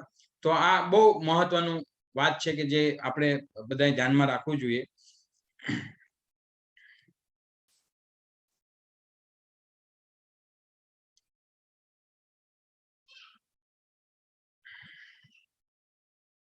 ખાસ કરીને અહીંયા ફેમાની ને વાત એટલા માટે મેં કરી કે ફોરેન એક્સચેન્જ મેનેજમેન્ટ એક્ટ, એટલે કે ખાસ કરીને કેટલાક લોકો વિદેશમાંથી, મેં એવું જોયું છે એટલા માટે મેં ખાસ અહીંયા વાત કરી કે કેટલાક લોકો શું કરે છે કે વિદેશમાંથી પૈસા મંગાવે વ્યક્તિગત રીતે, બરાબર, અને એફસીઆરએ હોય નહીં, અને પછી એ પ્રવૃત્તિ કરતા હોય, પ્રવૃત્તિ સારી કરતા હોય છે, એમાં કોઈ શંકા નથી, પણ એ ઇલીગલ છે. કારણ કે કોઈ પણ ફોર્મમાં ફોરેન એફસીઆરએ માં લખ્યું છે કે ડોનેશન, ડિલિવરી અને ટ્રાન્સફર, અને ફોરેન પાછું એમાં એવું પણ લખ્યું છે કે ફોરેન સોર્સ, મતલબ એમાં કરન્સી ડિફાઇન નહીં થાય, એમાં સોર્સ ડિફાઇન થશે. એટલે કે માનો કે કોઈ ફોરેનરે $100 મને આપ્યા, હવે એ $100 મને આપ્યા, માનો કે એ $100 હું મિતેશભાઈને આપું છું, તો એ ફોરેન સોર્સ માંથી આવેલું છે, એટલે ફોરેન ડોનેશન જ રહેશે. એના માટે કોઈ એની ડેફિનેશન બદલાઈ નહીં જાય, એટલા માટે ખાસ મહત્વનું છે ને, એના માટે આ જે એક્ટ છે મહત્વ. એક વાત એ, બીજી વાત એ છે કે ભારતીય સંસ્થાઓ છે, જ્યારે એ વિદેશમાં કોઈ પ્રવૃત્તિ કરવા માંગતા હોય, ઇન્ડિયન ટ્રસ્ટ છે, કોઈ વિદેશમાં પ્રવૃત્તિ કરવા માંગતા હોય કે જેમાં ભારતના મુદ્દાઓનું મહત્વ હોય, અથવા તો એવું કંઈક એમના વિચારમાં હોય, તો પણ સ્ટેચ્યુટરી અપ્રુવલ્સ લઈને જ એ કામ છે એ કરી શકે છે. કારણ કે આપણને જે છૂટ મળે છે ભારતમાં કામ કરવા માટેની જ મળી છે. એટલે આપણે ભારત, હા, અહીંયા કામ એ ટાઈપનું કરી શકે છે કે જે ગ્લોબલી કોમ્પિટન્ટ હોય, બરાબર, પણ વિદેશમાં આપણે જો કામ કરવું હોય તો એના માટેની પરમિશન્સ લેવાની જરૂર છે. હા, યોગેશભાઈ નો પ્રશ્ન છે કે minutes, books, hand return compulsory છે? ના, કમ્પ્યુટરાઇઝ પણ હોઈ શકે છે, પણ સિગ્નેચર છે એ પેલી હોવી જરૂરી છે, મેન્યુઅલી કરેલી. કમ્પ્યુટરાઇઝ રાખી શકાય છે, એવું જરૂરી નથી કે ભાઈ કમ્પ્યુટરાઇઝ નથી રાખી શકાતી, પણ પછી એની સિગ્નેચર છે એ તો હાર્ડ કોપીમાં જ કરાવવી પડતી હોય છે.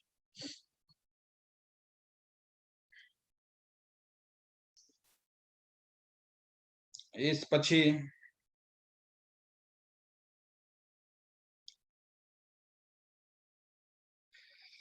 એક પ્રશ્ન એવો છે કે ટ્રસ્ટી ના હેતુઓ બદલી શકે? જો ટ્રસ્ટીઓ પણ બદલી શકે છે, હેતુઓ પણ બદલી શકે છે, બરાબર. એના માટેની સ્ટેપ્યુલેટેડ પ્રોસેસ છે આપણે કરવાની હોય છે, બરાબર.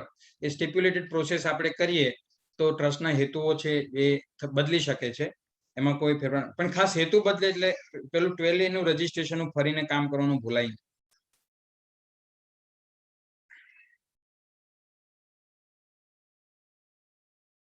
હવે એક પ્રશ્ન આમાં આવ્યો છે કે can any person staying abroad donate money to trust in India through there NRI bank located in India?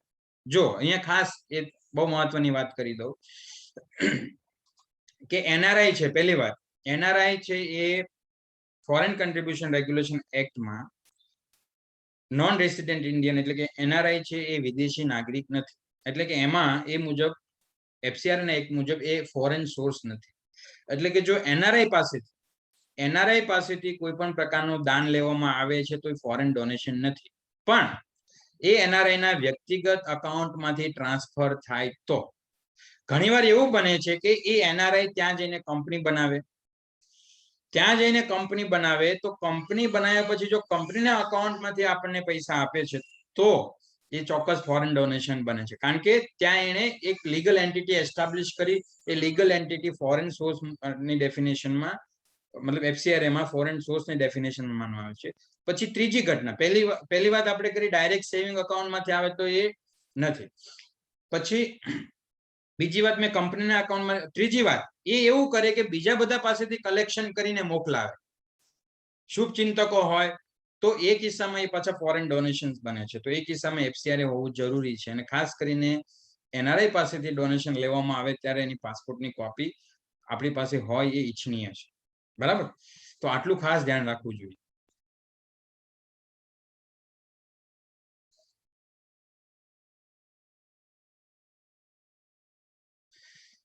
Can we prepare and make the loose computerized minute sheets with the person's signature or registered is compulsory? અહીંયા વાત એ કરી કે documents computerise હોઈ શકે છે, પણ signature તો આપણે ઓરિજિનલી જ કરવાની થાય. બરાબર. એટલે એ કિસ્સામાં આપણી પાસે સિગ્નેચર વાળા પેપર્સ રેડી હોય જરૂરી છે.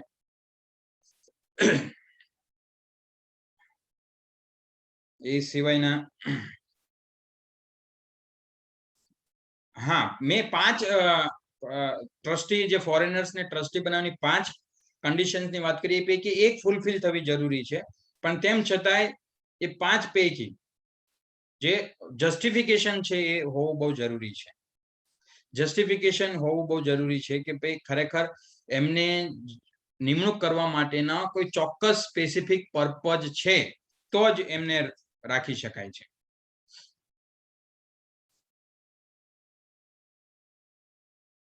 હા, વિક્રાંત પટેલ સાહેબનો પ્રશ્ન છે કે એટીજી સર્ટિફિકેટ રિન્યુ ના થાય ત્યાં સુધી જૂનું એટીજી સર્ટિફિકેટ વેલિડ છે? હા, વેલિડ છે.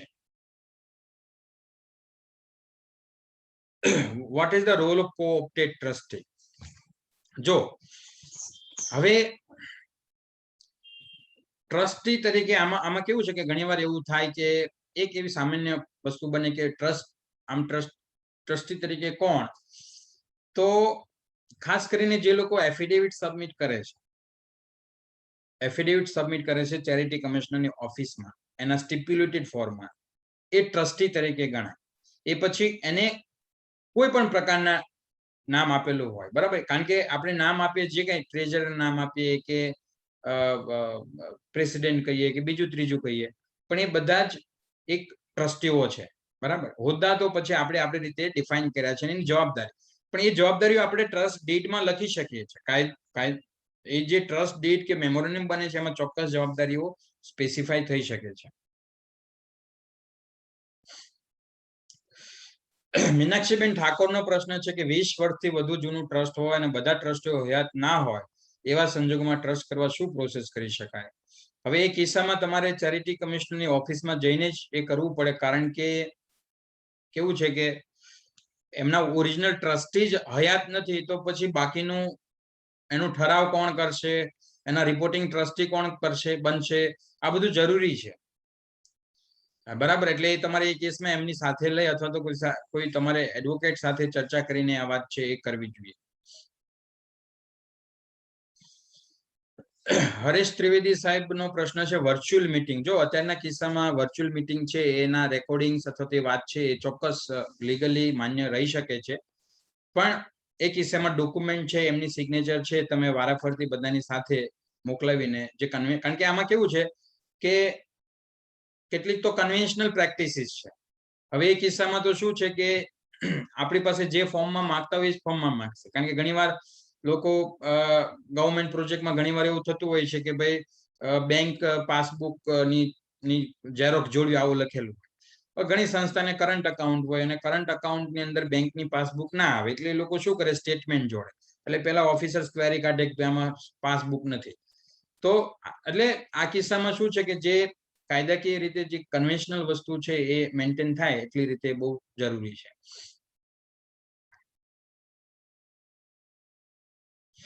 જો મેં નોર્મલ લલિતભાઈ જે વાત કરી કે NRI having a foreign passport, પહેલી વસ્તુ સમજો, હજી 2 વસ્તુ અહીંયા ક્લિયર કરી દઉં, બધાના બહુ જ ઉપયોગી થઈ વાત છે કે વિદેશી લોકોમાં 3 પ્રકારની કેટેગરી આપણને જોવા મળે. એક, જેને આપણે એનઆરઆઈ કહીએ, એનઆરઆઈ વિદેશી નાગરિક નથી, બરાબર. બીજું કે પીઆઈઓ કાર્ડ હોલ્ડર છે, પર્સન ઓફ ઇન્ડિયન ઓરિજિન. આ પર્સન ઓફ ઇન્ડિયન ઓરિજિન છે ને એ વિદેશી નાગરિક છે. પછી આપણે ત્યાં શું થયું કે એ પીઆઈઓ ની કેટેગરીને 2002 માં એક નવી સ્કીમ આવી ભારત સરકારે, સેમ બેનિફિટ સાથે, પણ એનું નામ આપી દીધું ઓવરસીઝ સિટીઝન ઓફ ઇન્ડિયા, એટલે ઓસીઆઈ નામ આપી દીધું. આ ઓસીઆઈ અને પીઆઈઓ આ બંને એક, બરાબર. એટલે ઓવરસીઝ સિટીઝન ઓફ ઇન્ડિયા છે એ પણ વિદેશી નાગરિક બને. એટલે આ પીઆઈઓ કે ઓસીઆઈ, બરોબર, મૂળ ભારતીયો છે, પણ કાયદાની ભાષામાં એ એમની પાસેથી જે કઈ રકમ મળે છે, ડોનેશન મળે છે કે આ તો વસ્તુ મળે છે, એ ફોરેન ડોનેશન માની શકાય, બરાબર. પછી એમાં અકાઉન્ટ નથી આવતું, બરાબર. એટલે એમાં મોડ ઓફ ટ્રાન્ઝેક્શન ક્યાંથી આપે છે એ નથી આવતું. જે ફોરેન સોર્સ એટલે કે જે ડિફાઇન થયેલા છે એ પછી રોકડા આપે, ઇન્ડિયન રૂપીઝમાં આપે કે બીજાના મારફત આપે તો પણ એ ફોરેન ડોનેશન જ રહે છે. એટલે કોઈ બેન્કિંગ ચેનલ છે એ એ કેમ ટ્રાન્સફર કરે છે, લોકલ અકાઉન્ટમાંથી ટ્રાન્સફર કરે છે, ત્યાંથી અહીંયા આવીને રૂબરૂ આપી જાય છે, એ કોઈ પણ પ્રકારના અહીંયા તો કાયદામાં બહુ સ્પષ્ટ લખ્યું છે કે ફોરેન સોર્સ પાસેથી જે કાંઈ મળે એ ફોરેન ડોનેશન છે, એટલે સોર્સ ડિફાઇન થયું છે. એટલે ખાસ આપણે એ બે જ અહીંયા આપણે જોવું પડે.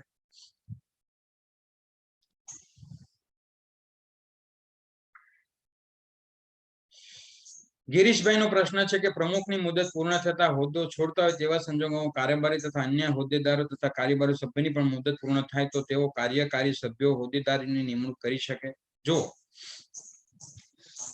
આ પેલું સંસ્થામાં કેવું છે કે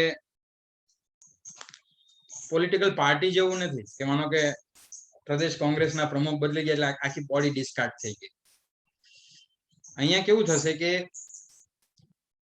બોડીની મુદત પૂરી થાય એટલે માનો કે જે નક્કી કરેલી બોર્ડ છે એની મુદત પૂરી થાય એટલે સામાન્ય રીતે 2-3 મહિના અગાઉ બરોબર એની પ્રોસેસ છે કે ભાઈ નવી બોડીની નિમણૂક માટેની આખી પ્રક્રિયા કરી પછી એના એ લોકો એના હોદ્દેદારો જે ઠરાવી અને બહુ સામાન્ય પ્રક્રિયા છે. જો બહુ સામાન્ય તમને કહું કે રિપોર્ટિંગ ટ્રસ્ટી એક સોગંદનામું કરવાનું થાય. રિપોર્ટિંગ ટ્રસ્ટી એટલે કે જે અરજદાર છે એ ટ્રસ્ટી પૈકીનો કોઈ પણ માણસ રિપોર્ટિંગ ટ્રસ્ટી હોઈ શકે.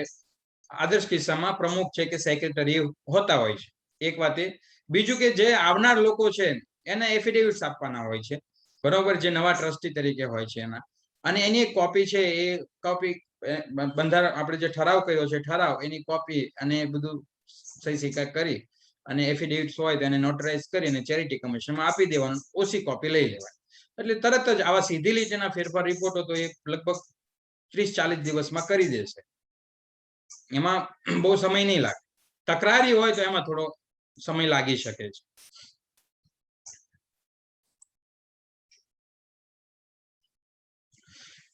ભવાનસિંહ ઠાકોર સાહેબનો પ્રશ્ન છે કે અમારા ટ્રસ્ટમાં 3 વર્ષ થવાથી ફેરફાર માટે ચેરિટી કમિશને જાણ કરેલ પરંતુ અમારી ફેરફાર અંગેની માંગણી નામંજૂર કરેલ છે અને રજૂઆત ફાઇલ કરે છે. એની જાણ અમને કરેલ છે પરંતુ નામંજૂર કરીને વિગત જાણવી તો અમારે આગળની શું કાર્યવાહી કરવી. જો ઘણીવાર ફેરફાર રિપોર્ટ ચેરિટી કમિશનર નામંજૂર કરે, એમને જોઈતા એવિડન્સ ના મળે, એમને શંકાઓ લાગે, એમને એવું લાગે, કારણ કે આમાં મેઇન વસ્તુ શું છે, ઘણીવાર વેચાણ થતા હોય છે. કારણ કે કોઈ ટ્રસ્ટની અંદર પ્રોપર્ટી થતી હોય તો પ્રોપર્ટી હોય અને એ ટ્રસ્ટીઓ બદલી જાય અને પછી નવા ટ્રસ્ટી આવે એટલે પછી જે એસેટ હોય એ વેચી દેવાની વાત આવે. એટલે આ બધા કારણોસર અથવા એમને કોઈ શંકાઓ જન્મે તો એ બધા કારણોસર છે ફેરફારને નામંજૂર કરતા હોય છે. પણ એ નામંજૂર કરવા માટે તમે જો વાસ્તવિક રીતે પૂછી અને બેસો તો કદાચ તમને એમનો જવાબ મળી શકે કે શું કામ નામંજૂર કર્યા. ઘણીવાર ઘણા કિસ્સામાં એવું બને કે અરજી મોડી થઈ હોય, અધૂરો પૂર્તતા ના હોય, નોટિસ આવી હોય તો એના જવાબ ના આપ્યા હોય, તો આવું બધું છે એ થતું હોય છે. તો એ કિસ્સામાં ખાસ કરીને ફરીથી વાત કરી અને એમાં જરૂરી પૂરતા કરી અને એક હોલિસ્ટિક ડિસ્કશન કરી શકાય છે. એમાં કોઈ એવું છે નહીં. હરેશભાઈનો પ્રશ્ન છે કે ટ્રસ્ટીઓની અંદરો અંદર પ્રમુખ અને મંત્રી વગેરેની ફેરફાર કરીએ તો પણ એફિડેવિટ ના, એ બહુ સરસ પ્રશ્ન છે કે ટ્રસ્ટીઓની અંદરો અંદર તમે હોદ્દાઓ બદલો છો તો એ કિસ્સામાં કોઈ ફેરફાર આપવો જરૂરી હોતો નથી, કારણ કે એ પીટીઆરમાં ટ્રસ્ટી તરીકે તો હોય જ છે.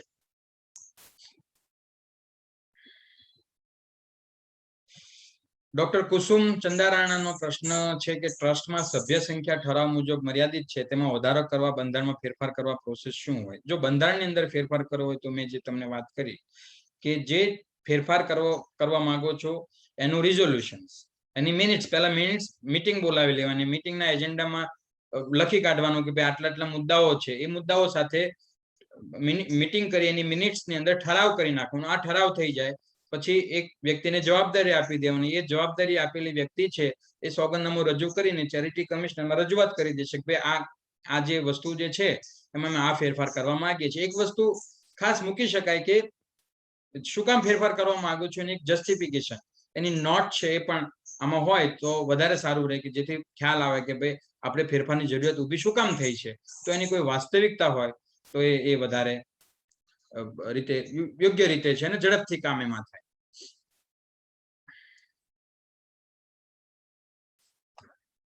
કોઈ પ્રશ્ન કદાચ જો રહી ગયા હોય તો તમે ફરીથી તમારું ચેટ છે એને કોપી કરીને નીચે મૂકી શકો છો, કારણ કે ઘણીવાર એવું બને કે પેલા ચેટ બોક્સની અંદર ઉપર જતા રહે પ્રશ્નો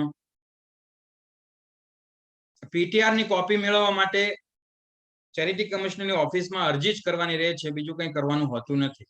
બરાબર, જે કોર્ટ ફી સ્ટેમ્પ કરી અને એમની પાસે મળે, એમના ક્લાર્ક સાથે રહી અને એક આપી દેશો એટલે લગભગ અઠવાડિયાની અંદર પીટીઆર ની કોપી આપી દેશે. Is it compulsory to take a PAN, Aadhaar or every donors under the new IT Act and amendment or taken up Aadhaar only for those who will take deduction under ATG? જો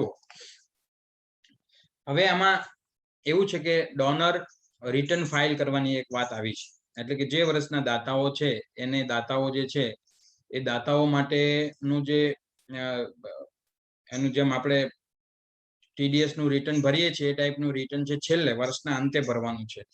એટલે જે લોકો exemption claim કરવા માંગે છે તો એમની પાનની વિગત તો હોવી જ જોઈએ, તો જ આપણે એ ભરી શકીશું. બરાબર, પાનની વિગત નહીં હોય તો આપણે ભરી શકીશું. એવા કિસ્સામાં પાન નંબર લેવો જરૂરી થાય છે. અને એ બીજા સિવાયના કિસ્સામાં જે લોકો ડોનેશન ક્લેમ કરવા નથી માંગતા એ કિસ્સામાં હજી કોઈ એવા ચોક્કસ ખુલાસાઓ ધ્યાનમાં આવ્યા નથી. એવું કોઈ આવશે તો હું તમને મોકલી શકીશ, પણ હાલ શક્ય બને ત્યાં સુધી જેટલી વધુમાં વધારે વિગત લઈ શકાય એ ઉપયોગી છે.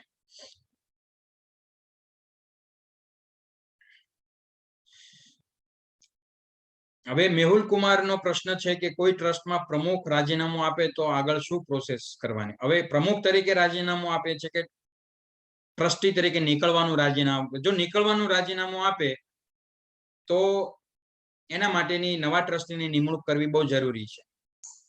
બરાબર, નવા ટ્રસ્ટીની નિમણૂક હોવી બહુ જરૂરી છે, તો જ એમાં આગળ આપણે એ નિમણૂક કરીને પછી પ્રોસેસ કરી શકાય. શૈક્ષણિક સંસ્થાની લોકલ ચેરિટી ઓફિસમાં ના, જો આ પણ એક બહુ મહત્વનો પ્રશ્ન છે કે શૈક્ષણિક કંપનીઓ છે એ ચેરિટી કમિશનની ઓફિસને રિસ્પોન્સિબલ નથી. એમના માટેનો જે કાયદો છે કંપનીઝ એક્ટ 2013 છે. બરોબર, એટલે આરઓસી રજિસ્ટ્રાર ઓફ કંપનીઝ એના માટે જવાબદાર ઓફિસ છે. એફસીઆર ના જે બાકીના રૂલ છે તો બધા એમને પણ કોમન લાગુ પડે છે, પણ ટ્રસ્ટના જે કાયદાઓ છે એમને લાગુ પડતા નથી. પણ ખાસ કરીને એસેટની વાત છે, ટ્રસ્ટીઓની, એમાં તો શૈક્ષણિક કંપની છે એમાં તો ખાસ જો ટ્રસ્ટ એક્ટમાં બીજું પણ તમને કહું, આ ટ્રસ્ટ ને સોસાયટીમાં જે પનિશમેન્ટની જોગવાઈઓ છે ને બહુ માઇલ્ડ છે, એટલી બધી નથી. ખાસ કરીને એફસીઆર એક્ટમાં થોડા પનિશમેન્ટના પ્રોવિઝન્સ વધારે છે, પણ શૈક્ષણિક કંપનીમાં પનિશમેન્ટ 25 લાખ રૂપિયા સુધીની પેનલ્ટીની જોગવાઈ છે. એટલે કે માનો કે કોઈ શૈક્ષણિક કંપનીનો ટ્રસ્ટ ડાયરેક્ટર છે, પ્રમોટર છે, એ એનું વાયોલેશન કરે છે તો વધુમાં વધુ 50 લાખ રૂપિયા સુધીના પેનલ્ટીના પ્રોવિઝન્સ એમાં કરેલા છે શૈક્ષણિક કંપનીમાં. એટલે શૈક્ષણિક કંપની જે લોકો ખાસ જે લોકો ધરાવે છે એમને તો બહુ ચોક્કસ રીતે બધું જાણી અને કામ એમણે કરવું જોઈએ, કારણ કે કોઈ ચૂક થઈ જાય તો ઘણી મોટી પેનલ્ટી છે એ એમાં આવતી હોય છે. અહીંયા ખાસ કરીને અમારો હેતુ એક અવેરનેસ ક્રિએટ કરવાનો છે, કારણ કે આપણે ઘણીવાર શું કરીએ છીએ કે એકવાર પેલું રજીસ્ટ્રેશન થઈ જાય એટલે બધું એમના ચલાવી રાખીએ, પણ હવે શું છે કે જે રીતના લીગલ એન્વાયરમેન્ટ ઊભું થઈ રહ્યું છે એ જોતા જેટલી જાણકારી હોય એનાથી આપણને સારી પ્રવૃત્તિ કરવા માટેનું બળ મળશે, એના માટેનો અમારો પ્રયત્ન છે.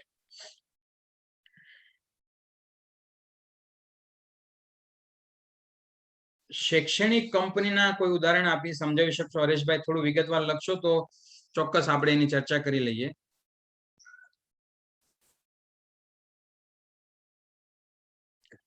ઉદ્દેશની મેં વાત કરી લીધી. કોઈ બીજા કોઈ પ્રશ્ન રહી જતા હોય તો આપ કોપી પેસ્ટ કરીને લખી મૂકી શકો છો. એક પ્રશ્ન એવો મારા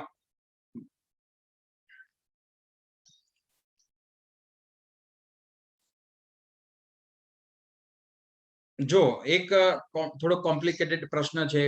એ પ્રશ્ન એવો છે કે રજીસ્ટ્રેશન અમે ફેબ્રુઆરી 21 કર્યું છે તો શું એનું ઓડિટ જરૂરી છે? તો કે હા, કારણ કે આમાં કેવું છે નાણાકીય વર્ષ પૂરું થાય એટલે 2 દિવસ બાકી હોય તો પણ ઓડિટ કરવું પડે, 5 દિવસ બાકી હોય તો પણ ઓડિટ કરવું પડે. બરાબર, એટલે એક વાત એ થઈ.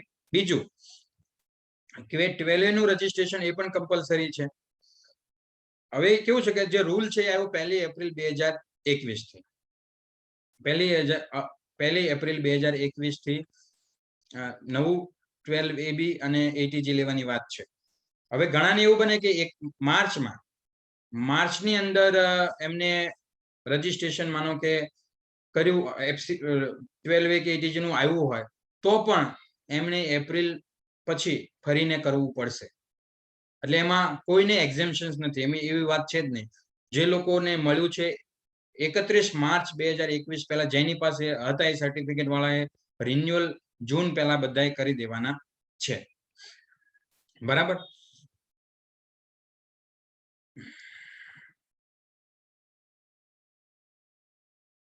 હા, એક ઇરિવોકેબલ નો પ્રોવિઝન્સ ની એક જોગવાઈ ની વાત અહીંયા છે. તો ખાસ કરીને એ મેં તમને કીધું એમ ફેરફાર કરીને ચેરિટી કમિશનમાં ફેરફાર કરીને મૂકી શકો છો. અને ખાસ કરીને ઇન્કમ ટેક્સના પર્પઝ માટે એક એફિડેવિટ આપી કે ભાઈ અમે આ ક્લોઝ છે, એ ક્લોઝ છે, આટલા સમયમાં ટ્રસ્ટમાં ઉમેરી દઈશું, આવું એક સોગંદનામું કરીને આપણે અપલોડ કરીએ તો ચલાવી લે છે. અત્યારે તો પ્રોવિઝનલ સર્ટિફિકેટ આપે છે એટલે કોઈ એવા પ્રશ્ન ઊભા નહીં થાય.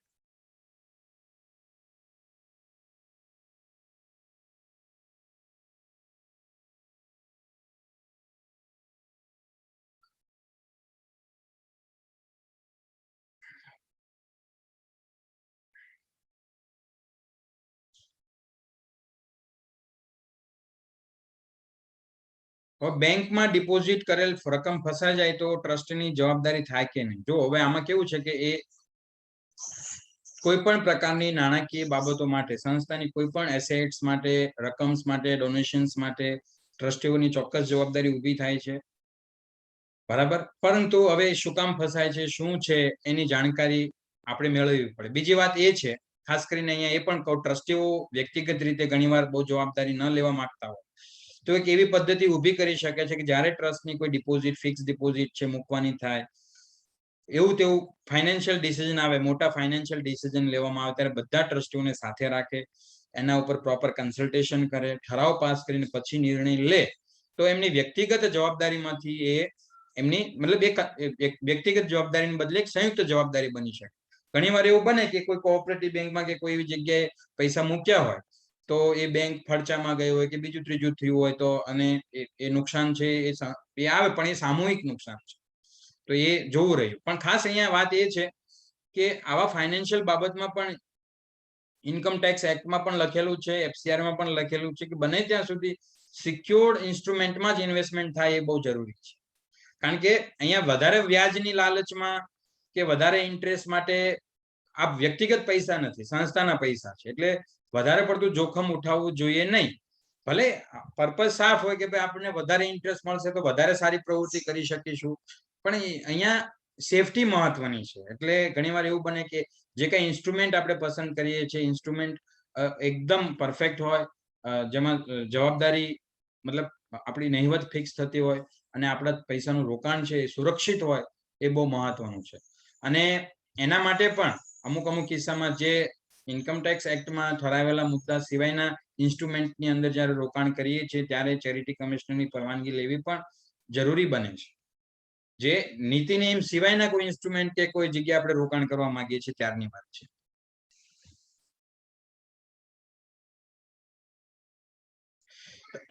મનોજભાઈનો એક સરસ પ્રશ્ન છે કે કોઈ ટ્રસ્ટી છે એ એફિડેવિટમાં ડિસ્કોલિફાય, મતલબ FCRA માટે એફિડેવિટને ના પાડે તો ટ્રસ્ટી તરીકે ડિસ્કોલિફાય થાય તો કે ના. ટ્રસ્ટી તરીકે કોઈ ટ્રસ્ટી કોઈ પણ પ્રવૃત્તિ કરવાની ના પાડે તો એ ડિસ્કોલિફાય એનાથી થતા નથી. ડિસ્કોલિફાય થવા માટેના ચોક્કસ કારણ છે કે ભાઈ એ સતત છે એ ગેરહાજર રહેતા હોય, અથવા નાદાર જાહેર થયા હોય, અથવા તો મંદબુદ્ધિના મતલબ મેન્ટલી કોઈ એવો પ્રોબ્લેમ થયો હોય, અથવા તો એમણે રાજીનામું આપ્યું હોય, અથવા તો બધા ટ્રસ્ટીઓ મળી અને એમને મતલબ કોઈ ડિસિપ્લિનના આધારે, પણ એ પણ ચોક્કસ એવિડન્સ એમાં જોઈએ કે એવું કોઈ થાય. એટલે એવું કરવાથી પણ મનોજભાઈ આવા કિસ્સાની અંદર ચોક્કસ જાણકારી બહુ મહત્વની છે. બરાબર, ચોક્કસ જાણકારી એ બહુ મહત્વની છે. સમીરભાઈ પંડ્યા સાહેબ, ખૂબ ખૂબ આપનો આભાર તમારા એપ્રિશિએશન માટે અને કાર્યક્રમમાં ભાગ લેવા માટે. તો ઓલમોસ્ટ આપણે જે કાંઈ પ્રશ્નો હતા એની બહુ જ સરસ રીતે જેટલી શક્ય બને એટલી માહિતી આપવાનો પ્રયત્ન અહીંયા કર્યો છે. આપ જે લોકો બહુ સક્રિય રીતે ભાગીદાર થયા છો, આપે ઘણા મહત્વના પ્રશ્ન પૂછ્યા એના માટે આપનો સૌનો ખૂબ ખૂબ આભાર. આ કાર્યક્રમના ભાગ લેવાનું જે સર્ટિફિકેટ ઓફ પાર્ટિસિપેશન છે એની લિંક છે હું અહીંયા મૂકું છું. તમે છે એને ક્લિક કરી અને સર્ટિફિકેટ છે એ મેળવી શકશો. તો તમે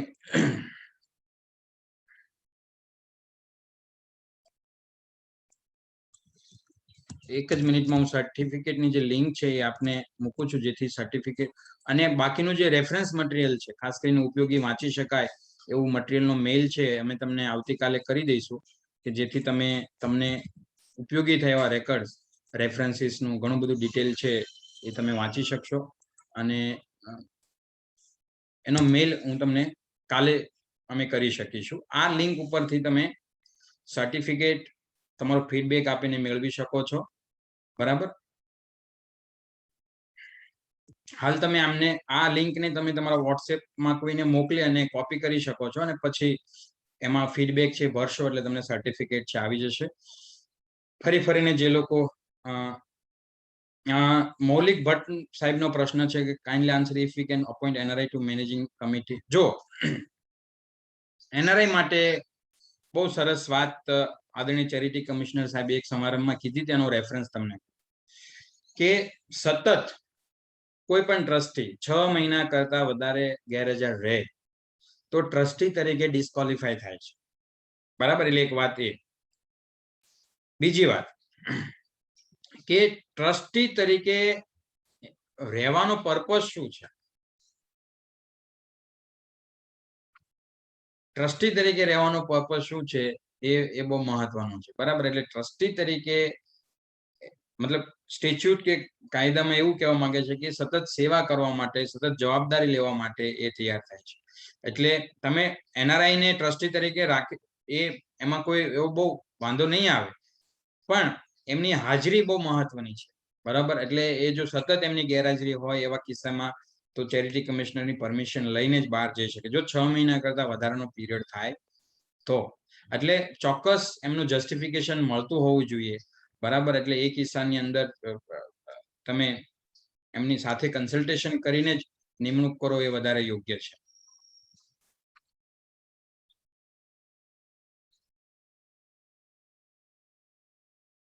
કોઈ પ્રશ્ન એવા રહી ગયા હોય તો તમે હજી 2-4 મિનિટ આપણે ચલાવી શકીએ છીએ. તો તમે ફરીને નીચે લખી શકો છો કોઈ રહી ગયા હોય તો.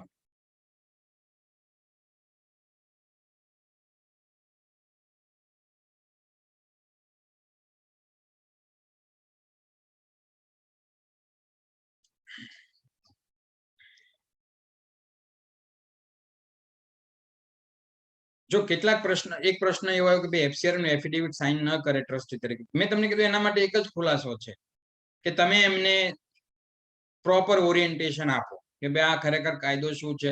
આમાં ગભરાવા જેવું કશું નથી આ એકેય કાયદામાં ક્યાંય પણ. ખાલી જવાબદેહીતા જે ફિક્સ થાય છે એમાં ધ્યાન રાખવાની વાત છે કે ભાઈ આપણે જેમાં કાર્ય કરી રહ્યા છીએ બધું બરાબર ચાલે છે કે નહીં, આપણી પાસે બરોબર આપણી ફાઇનાન્શિયલ કંટ્રોલ સિસ્ટમ બરાબર છે કે નહીં, તો એ બહુ મહત્વનું છે. બરાબર. એ ખાસ એ ધ્યાન આપણે રાખવું પડે. મયુરીબેન નો પ્રશ્ન છે ક્લોઝર ઓફ ટ્રસ્ટ. ટ્રસ્ટ બંધ થઈ શકે એ કિસ્સામાં આપણે ત્યાં આમાં જોગવાઈ એવી છે કે તમે સમાન હેતુ વાળા ટ્રસ્ટ સાથેનું મર્જર સ્કીમ બનાવીને કરી શકો છો, પણ અગેન એના માટે લીગલ ઓપિનિયન લઈને કામ કરવું જોઈએ, કારણ કે એમાં એસેટ છે. એસેટ હોય તો એસેટમાં જે દાતાઓએ એસેટ આપ્યો હોય એમાં કોઈ કન્ડિશન રાખી હોય છે કે કેમ, આ બધા જ તપાસ થયા પછી છે એનું મર્જર છે એ થઈ શકે. એક પ્રશ્ન મતલબ એડવાન્સ આવ્યો હતો કે ડીમર્જર નો, તો આ બધા કિસ્સામાં સારા મતલબ તજજ્ઞો સાથે ચર્ચા કરી ને જ આપણે આગળ વધવું જોઈએ. એમાં લિંક છે તમે હાલ સર્ટિફિકેટ માટેની જે લિંક મૂકી છે ને તમે કદાચ બની શકે ડાયરેક્ટલી અહીંથી કરશો તો ઓપન નહીં થાય. તમે એને કોઈ બીજી જગ્યાએ કોપી કરી દો ને પછી પેસ્ટ કરશો તો થઈ જશે.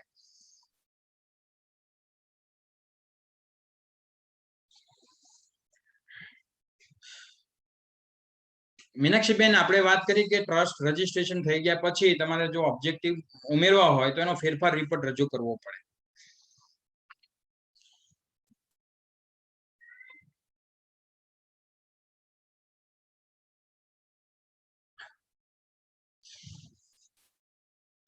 નિરાધાર ઓર્ફન્સ હોમ ચાલુ કરવા માટે આપણે ત્યાં કેરા કરીને એક એજન્સી છે. કેરા કરીને જે એજન્સી છે, એજન્સી સાથે સંકલન કરી અને પછી જ ઓર્ફન્સ હોમ કે આવા બધી બાળકોની પ્રવૃત્તિના કામ છે એ આપણે હાથ ઉપર લેવા જોઈએ, ખાસ કરીને કારણ કે એમાં ટ્રાફિકિંગ્સના ને બધા પ્રશ્નો થતા હોય છે. એટલે તમે કેરાની વેબસાઇટ ઉપર જઈ અને તમે એમનું માર્ગદર્શન લઈ અને એમાં એનપેનલ થયા પછી ઓર્ફન્સ હોમ્સ કે જેવી પ્રવૃત્તિ છે તમે કરી શકો છો. પારુલબેન,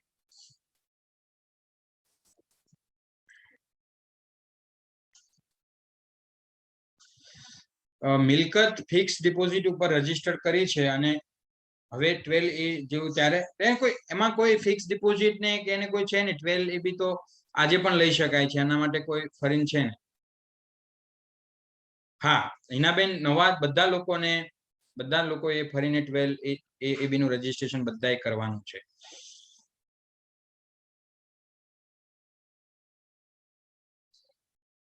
બરાબર, તો ખૂબ સરસ બધાએ પ્રશ્નો પૂછ્યા અને ખૂબ સરસ રીતે ભાગીદાર થયા, એ બદલ આપનો હું આભાર વ્યક્ત કરું છું. અને હું આશા રાખું છું કે આજનો જે વેબિનાર છે એ આપને ખૂબ ઉપયોગી થશે. મારો નંબર છે, હું એ પણ આ બધાને આપું છું. કોઈ એવો હોય તો તમે અમને ફોન પણ કરી શકો છો, ઈમેલ પણ કરી શકો છો. બરાબર, thank you so much for joining this webinar. અને ફરીને ફીડબેકની લિંક પણ મોકલું છું અને મારું ઈમેલ આઈડી પણ મોકલું છું. અને અહીંયા આપણે આ કાર્યક્રમને પૂર્ણ કરીએ છીએ. Thank you so much.